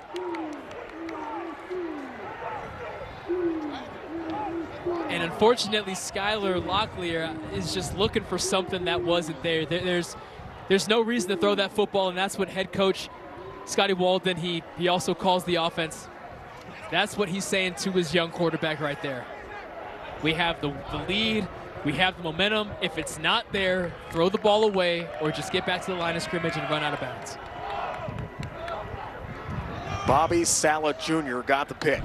32. The result of the play is an interception. 1st down, FIU. Sideline warning, FIU. That does not carry any yardage. 1st down. With his first interception, how about that play for FIU? So right back at it. And now we go to the other bench here, partner, for the celebration. Off the Locklear pick. And you see Locklear talking to his guys right there, saying that one's on me. When we get back out there, I'm going to do right by you guys. But there is just no world where that is the football that you need to throw. Double covered, trying to force something that isn't there. Sometimes you get so excited to make a big play coming off of that sudden change. But now you put your defense in a tight spot. Red Zone brought to you tonight by Verizon. So Jones and the offense taking over here. In a great position. Into the end zone, touchdown! Response for Keyshawn Owens, he's in. And FIU, after the pick, cashes in. All tied up, Panthers back on the board. One word for Keyshawn Owens, vision. If the hole is there, he will find it. Initially it wasn't. He shows some patience, bounces out to his right side with a hop step, and accelerates vertical for 6. Alejandro Prado in to tack on the PAT, which he's got. And how about FIU outplayed so many aspects in the game tonight. Now a lead on UTEP, 21-20. Wild game tonight here, bro. Watch him press the line of scrimmage. Nothing's there, but he doesn't give up on the play. Boom. I mean, he has the ability to just teleport from a front side B gap to a backside A gap. And that's why he's able to break through the line of scrimmage really before any UTEP linebacker can even react. You blink and he is gone. Turnovers. Cash-in's a big part of the story tonight. So Jones throws the interception. One play later, Bobby Sala Jr. jumps in front of the Locklear pass against Scotty Walden's bunch. And FIU's back in business, up 1.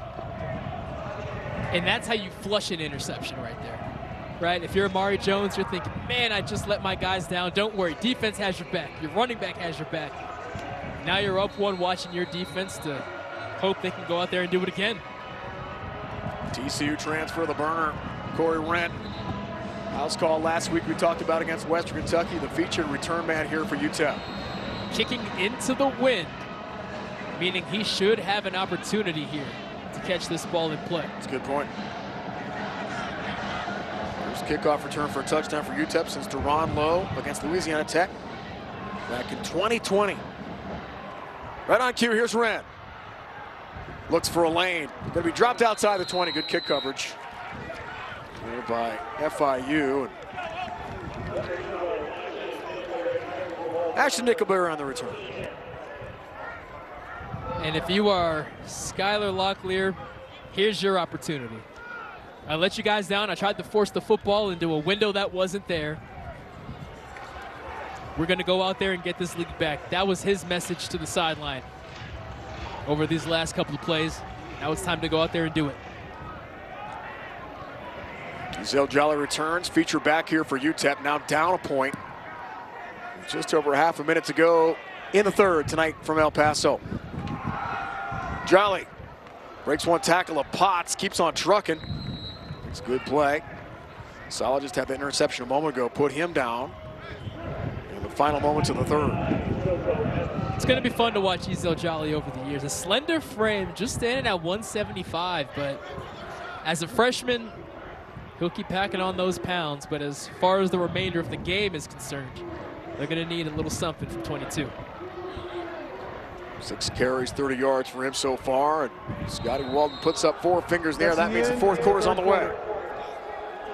3 complete, 1-point game. FIU UTEP in Conference USA tonight. Look at the unbridled enthusiasm. I mean, you gotta love it. You're watching college football on CBS Sports Network, presented by Old Trapper Beef Jerky. All right, Brock, let's revisit tonight's Keys to the Game, brought to us by Carvana. Well, considering you have your backup quarterback in for FIU, I'd say you beat the blitz, all things considered. 45 plays for 223 yards. Not ideal, but you're still in this game. For UTEP's offense, they have found the rhythm. However, it has not been consistent here in this second half. Still two touchdowns, 2 field goals to show for it. And defense limiting those explosives. Only 3 plays of 20-plus yards. As far as this season is concerned, that's far below the standard for UTEP.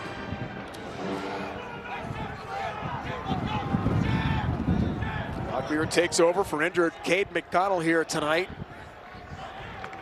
2nd down and 3 to begin the 4th. Jolly the carry, drives forward, does have enough for the first down. Elijah Anderson Taylor. And what you saw there, and what I expect to keep seeing, is you see defensive coordinator Jovan DeWitt. He's going to tighten down coverage. He knows that this UTEP offense is going directly into the wind. On first down, Miners go fast. He knows that football. He knows that football is going to stay on the ground. He's going to tighten that coverage and really let those DBs prove themselves. Here's 2nd and 7. So Jolly carries, gets to about the 42. Sets up a really big 3rd down play coming up here. Gain of 3 for the freshman running back. 6'1", 175 out of Missouri City, Texas. He's slow to get up here tonight for UTEP. That right leg was really twisted up in there. Came down very awkward. Yep, trainer sprints out to take a look at Ezell Jolly. 147 all-purpose yards against Western Kentucky last week. Told you about that bust-out game with 119 on the ground. Carried it 27 times for Scotty Walden last week. That was a career best. 119 on the ground was a career high as well for Ezell Jolly. And it's the right leg that they're looking at. And right here, you're going to see him get twisted up and pulled back, and that is just such a compromising position to be in. He is now walking off under his own power, although gingerly. Boy, that could have been a lot worse. That's the good news. Numbers for Ezell tonight. Prior career best, 76 yards against Sam Houston.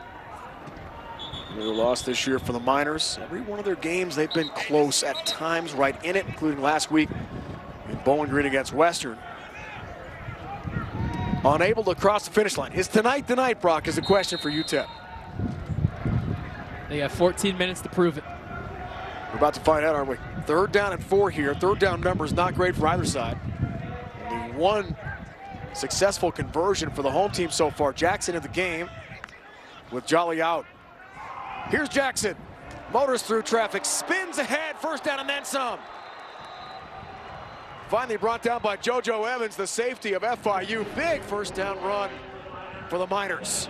Javon Jackson saying, don't worry, freshman, I got your back. And JoJo Evans expected Jackson to go down. He gets an extra 5 or 7 yards because JoJo's just shuffling along, waiting for him to fall, and Jackson finds his balance.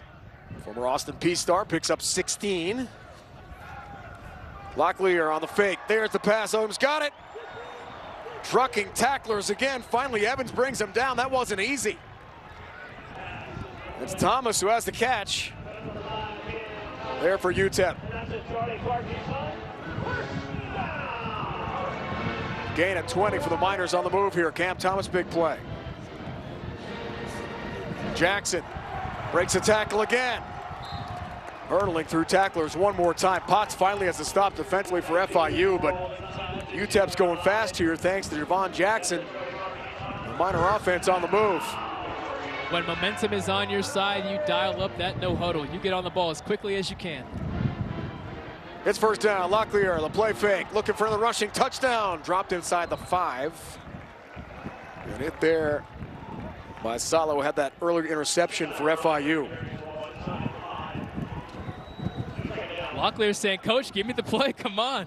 Green means go, we're keeping our foot on the gas, we got them on their heels. Faster, the better. Jackson up the middle. Trying to drive through tacklers, going to be stopped shy, got to the 1, and sets up 3rd and goal here for the Miners. You see Cam Thomas nursing that left shoulder, and he's actually going to come off the field right now. He was banged up with that injury in the 1st half, wasn't he? He's definitely been fighting through some pain, and it looks like the trainer's going to pull him over to the side, see what's going on. Jackson feature back here. 3rd and goal, 10th play of the Miner drive, trying to take the lead back. Wild Miner, right to Jackson. He's in, touchdown UTEP. But there is a flag down, so hang on.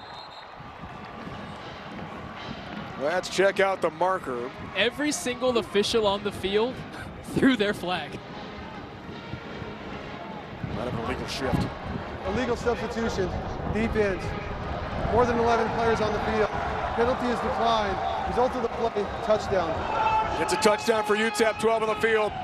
For FIU, even 12 for Mike McIntyre. Couldn't stop Jackson and the Miners, and they take the lead right back. What a drive by UTEP, and what a drive by Jackson. Some tough runs in there, refusing to go down, and then gets to play a little quarterback. Claude Larkins. For FIU, it's Claude Larkins, yep, shaking up. Defensive lineman. Transfer from NC State, getting his first snaps of his season here tonight in El Paso, and helped off by Panther trainers.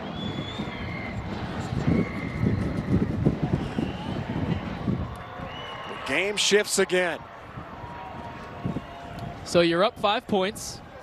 A 2-point conversion is certainly on the table. And with that injury, little extra time for Scotty Walden in this offense to make sure they got the perfect call dialed up. Up 5, want to make it 7.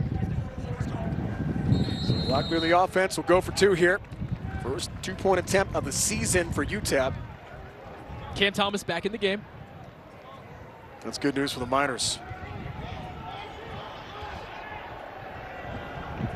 Lined up to the right of the quarterback here. Got man coverage. Odwin motion. Pass play, in. Thomas got it. There is a flag down. Let's check out the marker. Thomas did cash in for 2 if it stands. Big call coming up for the officials here.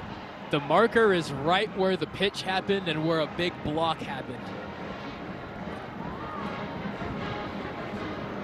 You worry if the block was there a fraction of a second too early. Personal foul, shot block. Number 59 and number 58, offense. 15-yard penalty, will retry the down. A rarity on a 2-point conversion to see a chop block like that, and a 15-yard call on Tony of UTEP. And that's what you just saw right there with the chop block. Only one blocker can engage a defender up high. You cannot have a man engage him up high and then another man hit him down low. It has to be one or the other. You either have to cut him or you have to block him high. You can't do both, and that erases a very creative play. So Flabiano's going to come up here, partner, for a very long PAT try. Looking for 1 point from 35 yards out. Kind of has an NFL feel to it. And he's got it. Right down the middle for Buzz Flabiano. UTEP scores again. What a game tonight from West Texas. The Wild Miner. Right to Devon Jackson. UTEP a lead, 27-21 on FIU. Fifth lead change tonight. Scotty Walden, full of energy, as always. UTEP sideline, 27-21, trying for win number 1 this year. News Notes college football, what a Texas-Georgia game. Massive showdown on CBS, Michigan, Illinois, in the Big Ten. We're not calling that game, me and you, so I can go ahead and make a prediction. Okay. I see Texas blowing them out of the water. Oh, I really? just How want about that out this there. game? This one's going to be close.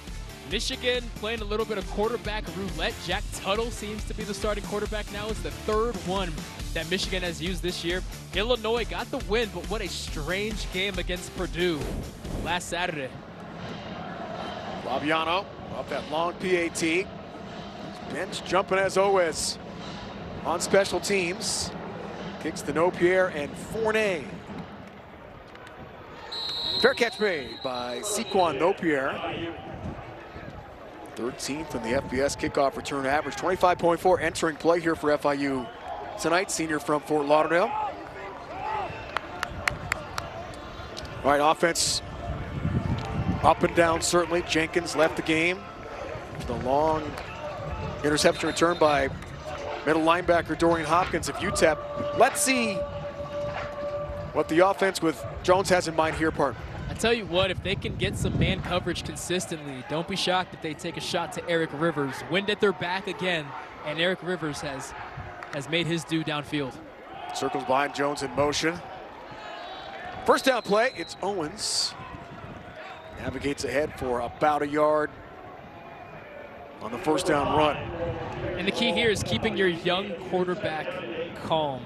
You're down in the game. It's the fourth quarter. You don't want him and his mental clock working faster than it needs to. Hey, don't force anything. If we got to put our defense out there, we should have at least 2 more attempts with the football. If it's not there, don't force it. But again, I sense a deep shot coming in number 3. 6 for 10, 92 yards so far with a pick, and has a touchdown so far in the game. Run play though on second down. Big third down coming up here for the UTEP defense. UTEP doing a bit of a line change, getting some fresh legs out there.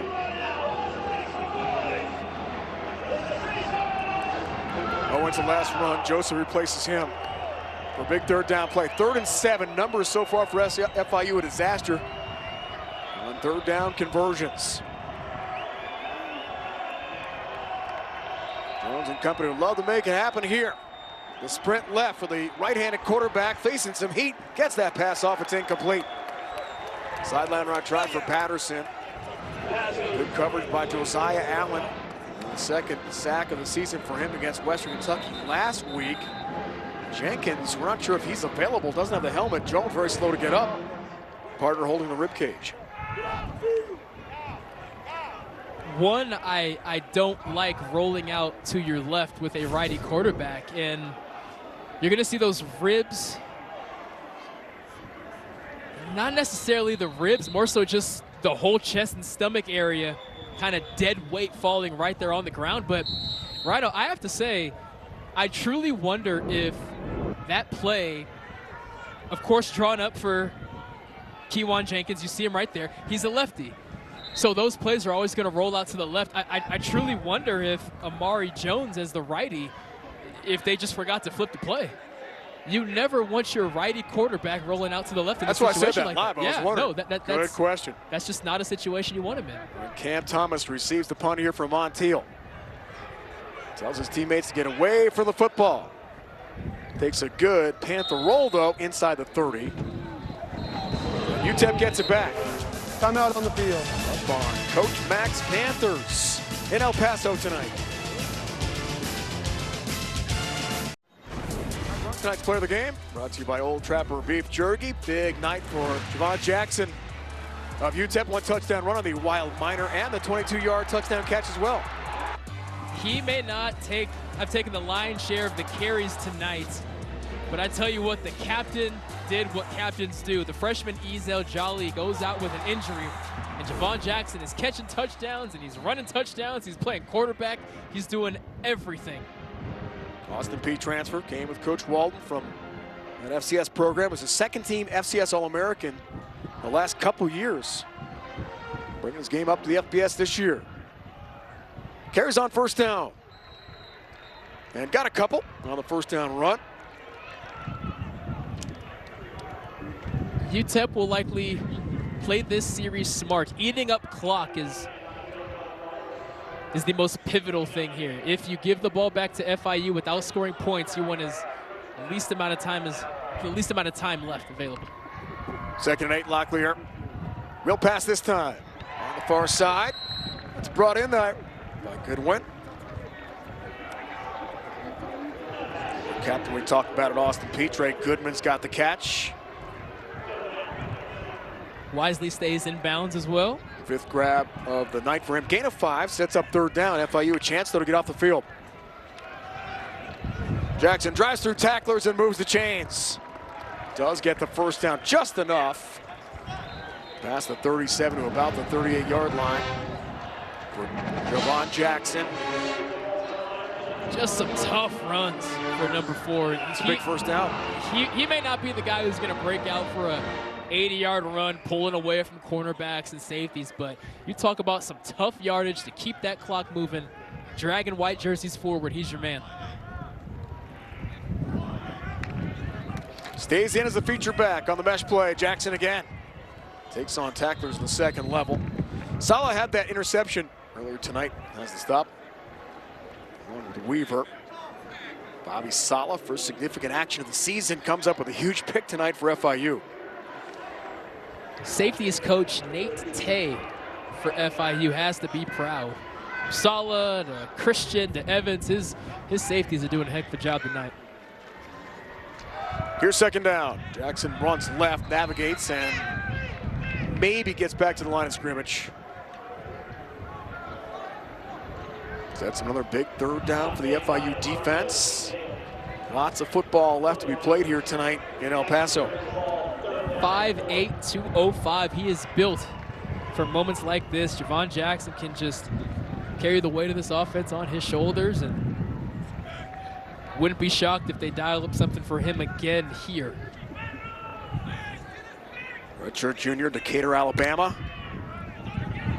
7 on the play clock here for Skylar Locklear. A lot of width with these wide receivers. Locklear on the option, keeps and gets buried. Goes backwards. JoJo Evans from his safety spot converges and makes a big hit. Tackle for loss. And back to the 40-yard line. Scotty Walton taking his time. Loss of 4 here to send the punt unit on the field. You see And JoJo Evans right there on the left side of the screen. I don't know if I've seen a safety have so many TFLs in a game. This guy just gets downhill faster than maybe anyone else in this conference. Send your defense off the field, and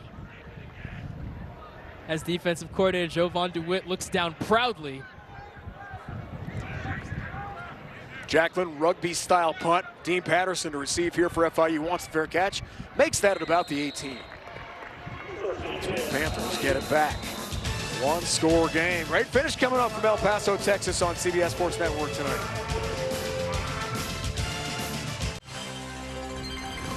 College football on CBS Sports Network is sponsored by Old Trapper Beef Jerky. What's your beef? By Verizon. And by Geico. Whatever you need, get more with Geico. Exciting Conference USA action tonight for the Sun Bowl in El Paso. A back-and-forth game. Rick Rivers, star wide receiver, there he is, along with Dean Patterson. A couple touchdowns in the game tonight. Armani Jones has taken over for the injured Kewan Jenkins. Hurt shoulder problem in the first half. Has not appeared in the second half. Jones is hit hard. A blindside sack. Never saw it coming. Maurice Westmoreland buried him, and Jones is hurt. A lot of weight landed right on that shoulder, and remember a couple series ago, Amari Jones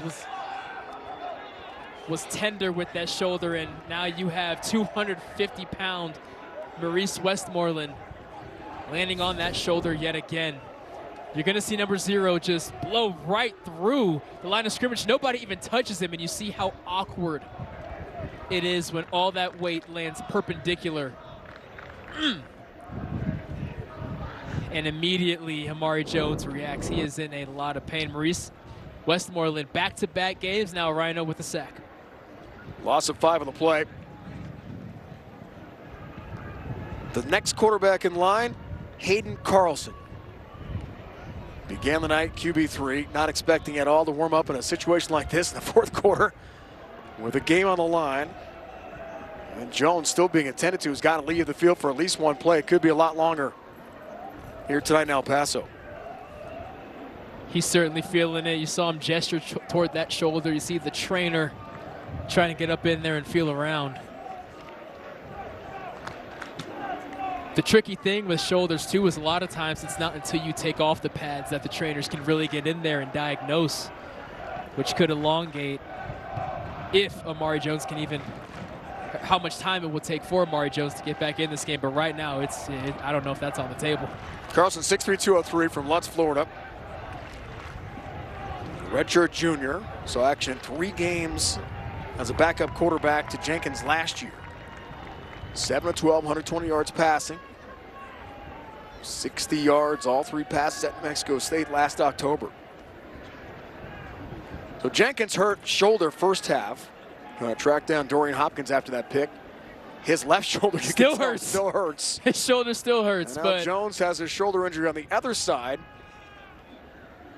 Kewan, the leader that he is, going to check on his buddy, the backup quarterback, who's finally getting to his feet. It's pretty clear Jenkins not going to come in here, partner, with his issues. Never got the helmet back, and they're going to take him right to the locker room here in El Paso. Trainers for FIU will take a closer look. The shoulder of Amari Jones. Not one, but 2 quarterbacks knocked out. And here comes Carlson with his team trying to score and take the lead back.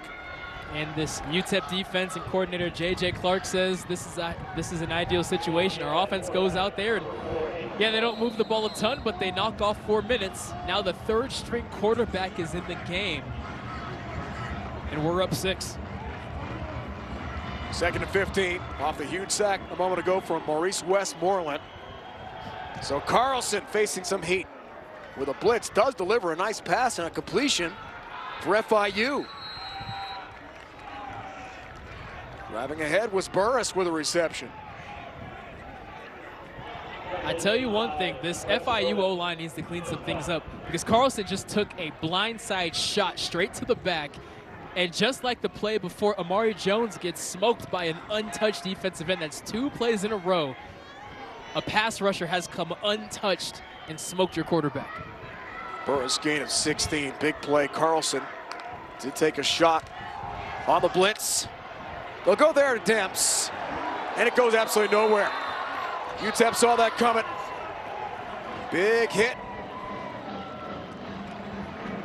The defense fantastic. Sione Tongawea, who wears the Trench Warrior number 3 jersey. So important here at UTEP, had the play.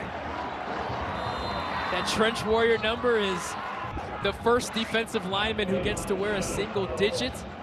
Means you are the leader of that defensive line, and like a leader, he's setting the tone down the stretch here. Represents that top leader on and off the field. Carlson throws here on 2nd down, intercepted.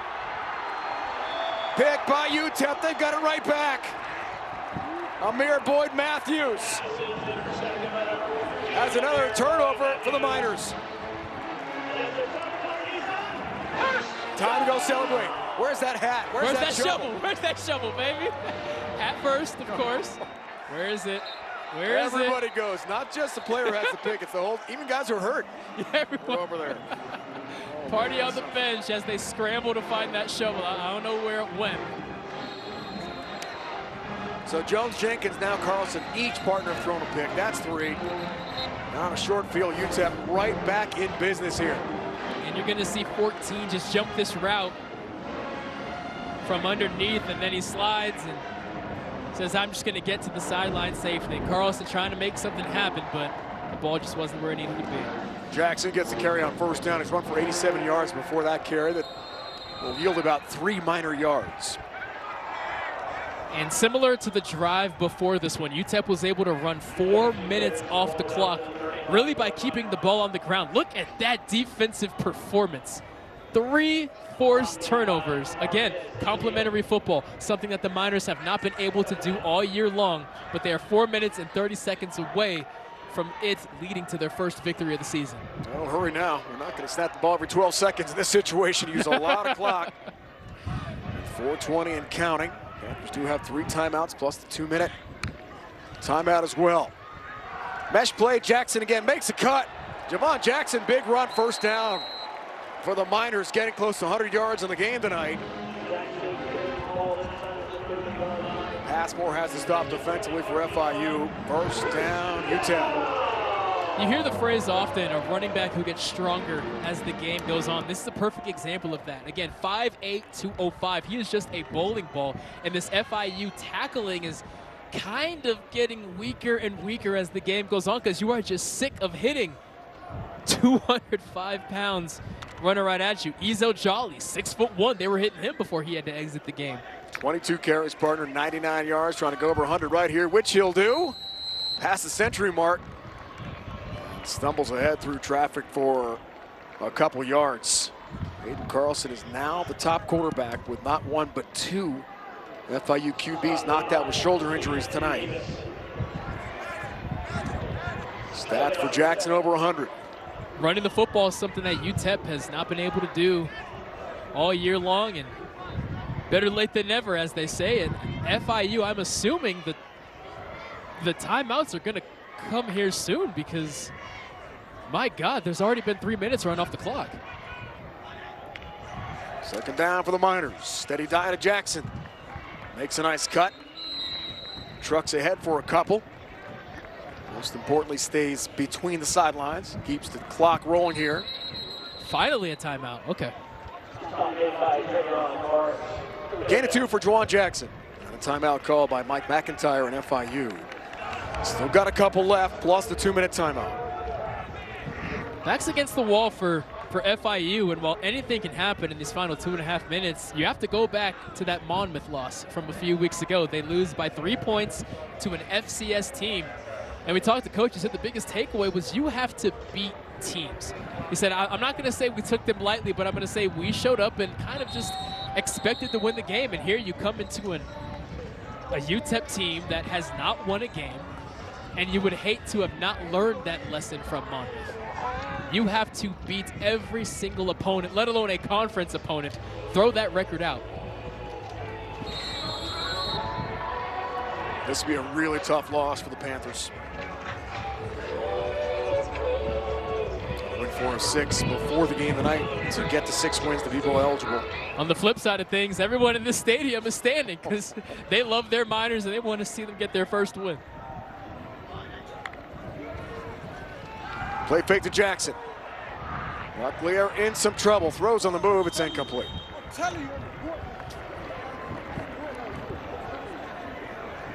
In the vicinity of Odom. And that is Here comes a discussion on 4th down.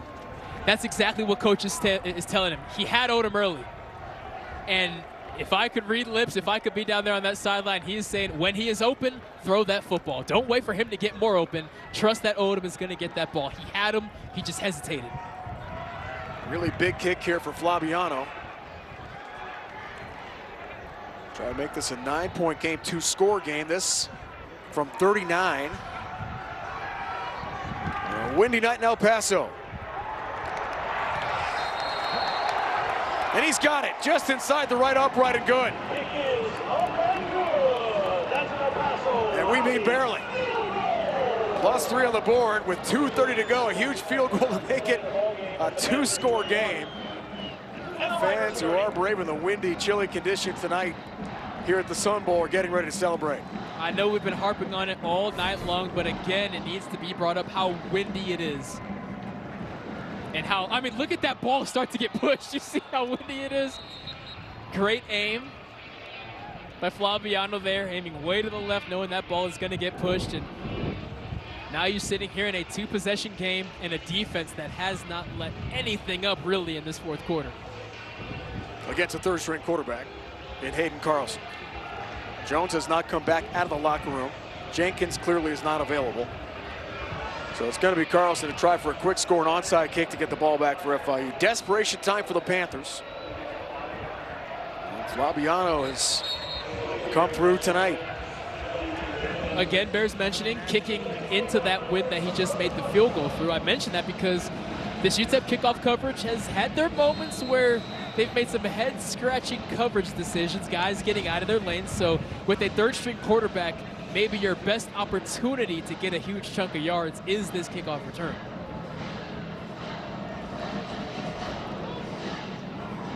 Zequan Nopierre from the 2. Panthers desperately need a big return here for Nopierre. Looks for a lane, got that. Finds the outside. Nopierre cut. And eventually shoved out of bounds in plus territory. Flaviano did his best to get in the way and maybe slow down the speedy return man for the Panthers. And that's exactly what you needed.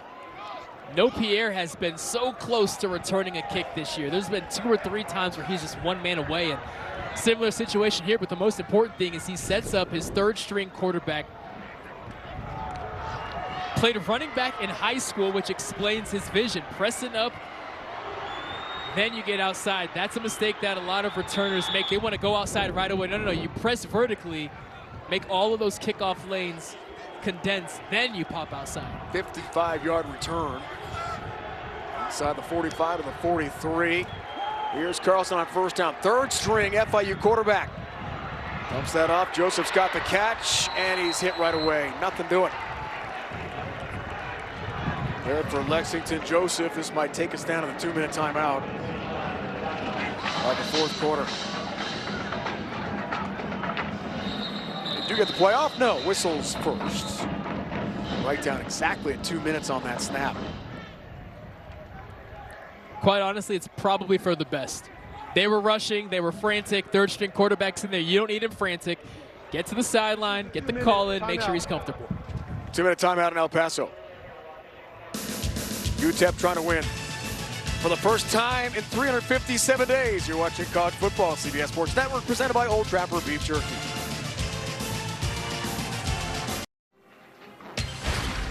Welcome back to college football on CBS Sports Network, presented by Old Trapper Beef Jerky. 30-21 game, UTEP a lead. 9-game losing streak, second longest to Kent State's 15 in a row. Wow. Inside College Football coming your way next on CBS Sports Network. Guys in the studio get you caught up on everything happening. Midweek action. Of course, a huge weekend on the way in college football on CBS and CBS Sports Network. 2-minute timeout time. 2-score game. Third-string quarterback in Hayden Carlson. First snaps of the season. First pass attempts of the season have come here tonight. Second down. That pass complete. It's brought in by Burris. Sets up third down, obvious 4-down territory. Panthers desperate to score and try an onside kick. Here's third down. Carlson delivers over the middle. Rivers has got it. Nice catch and a first down for FIU inside the 25 down to the 22. Clock is rolling. 2 timeouts left here for the Panthers. They've had a ton of success really all game with Rivers finding those soft spots in the middle of the field near those linebackers. And 16. Carlson time, delivers, intercepted. It's another pick. They've done it again. Dillian Williams jumps the route. They'll celebrate one more time. Ruling on the field is an interception. First down, UTEP. The hat, the shovel, the picture. And guess what? UTEP is going to break this losing streak dating back to last year. What a moment for this defense. What a moment for this team. Get that man a hat, get him a shovel, get that helmet off so you can put the hat on. Or put the hat on top of the helmet. Can you imagine what the locker room's going to be like? Check out social media, folks, when this one's over, because here's the interception. Dillian Williams tracking that football really through a bunch of outstretched hands. He really had to focus on that thing and bring it in. Jackson adds to the total, breaks through. Jackson on the move. Huge run again for UTEP. Into plus territory. And the smartest thing he did was stay in bounds. Javon Jackson, team captain, huge tonight. Adding to his numbers.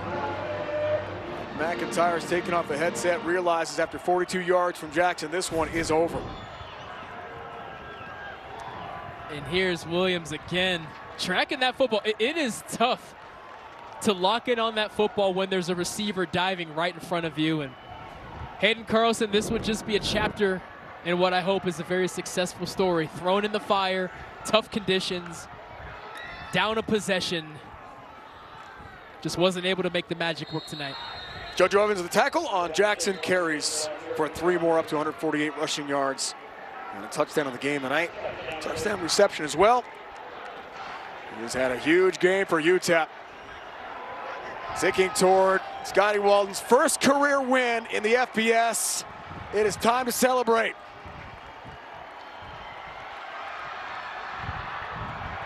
Victory formation finally for UTEP. They've been practicing it since spring ball. Now they finally get to use it. Losing streak, partners about to end. All 6 this year. 357 days between wins. And there's the ice bath, and that's the game. UTEP has done it. The Miners' first win of 2024. First in the Scotty Walden era. They take down FIU. 30-21.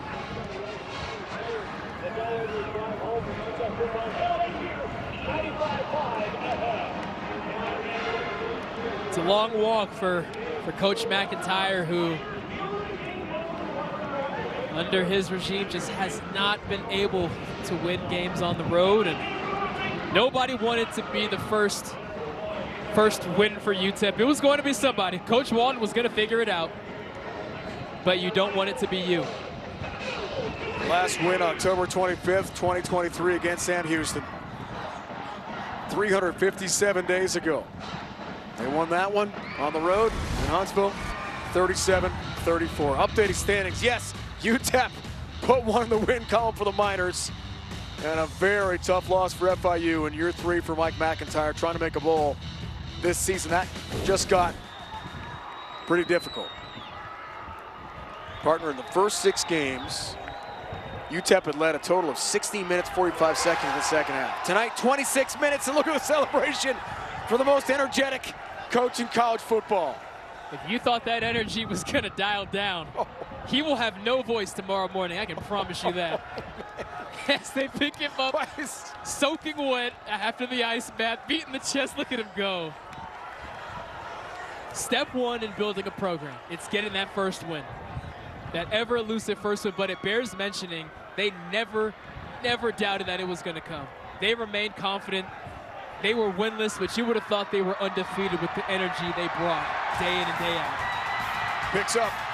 They're going to take that pick to the Golden Rock they told us about in the locker room tonight any minute. That's going to be something to watch. Now for Brock Green, the entire crew, Dave Ryan saying so long from El Paso. It's been a presentation of CBS Sports Network, the 24-hour home of CBS Sports. Now we'll send you to New York and inside college football. Wow, celebration time at the Sun Bowl. For the first time in 2024, the Miners win a football game. The 9-game losing streak for UTEP is finally over. They beat the Panthers 30-21.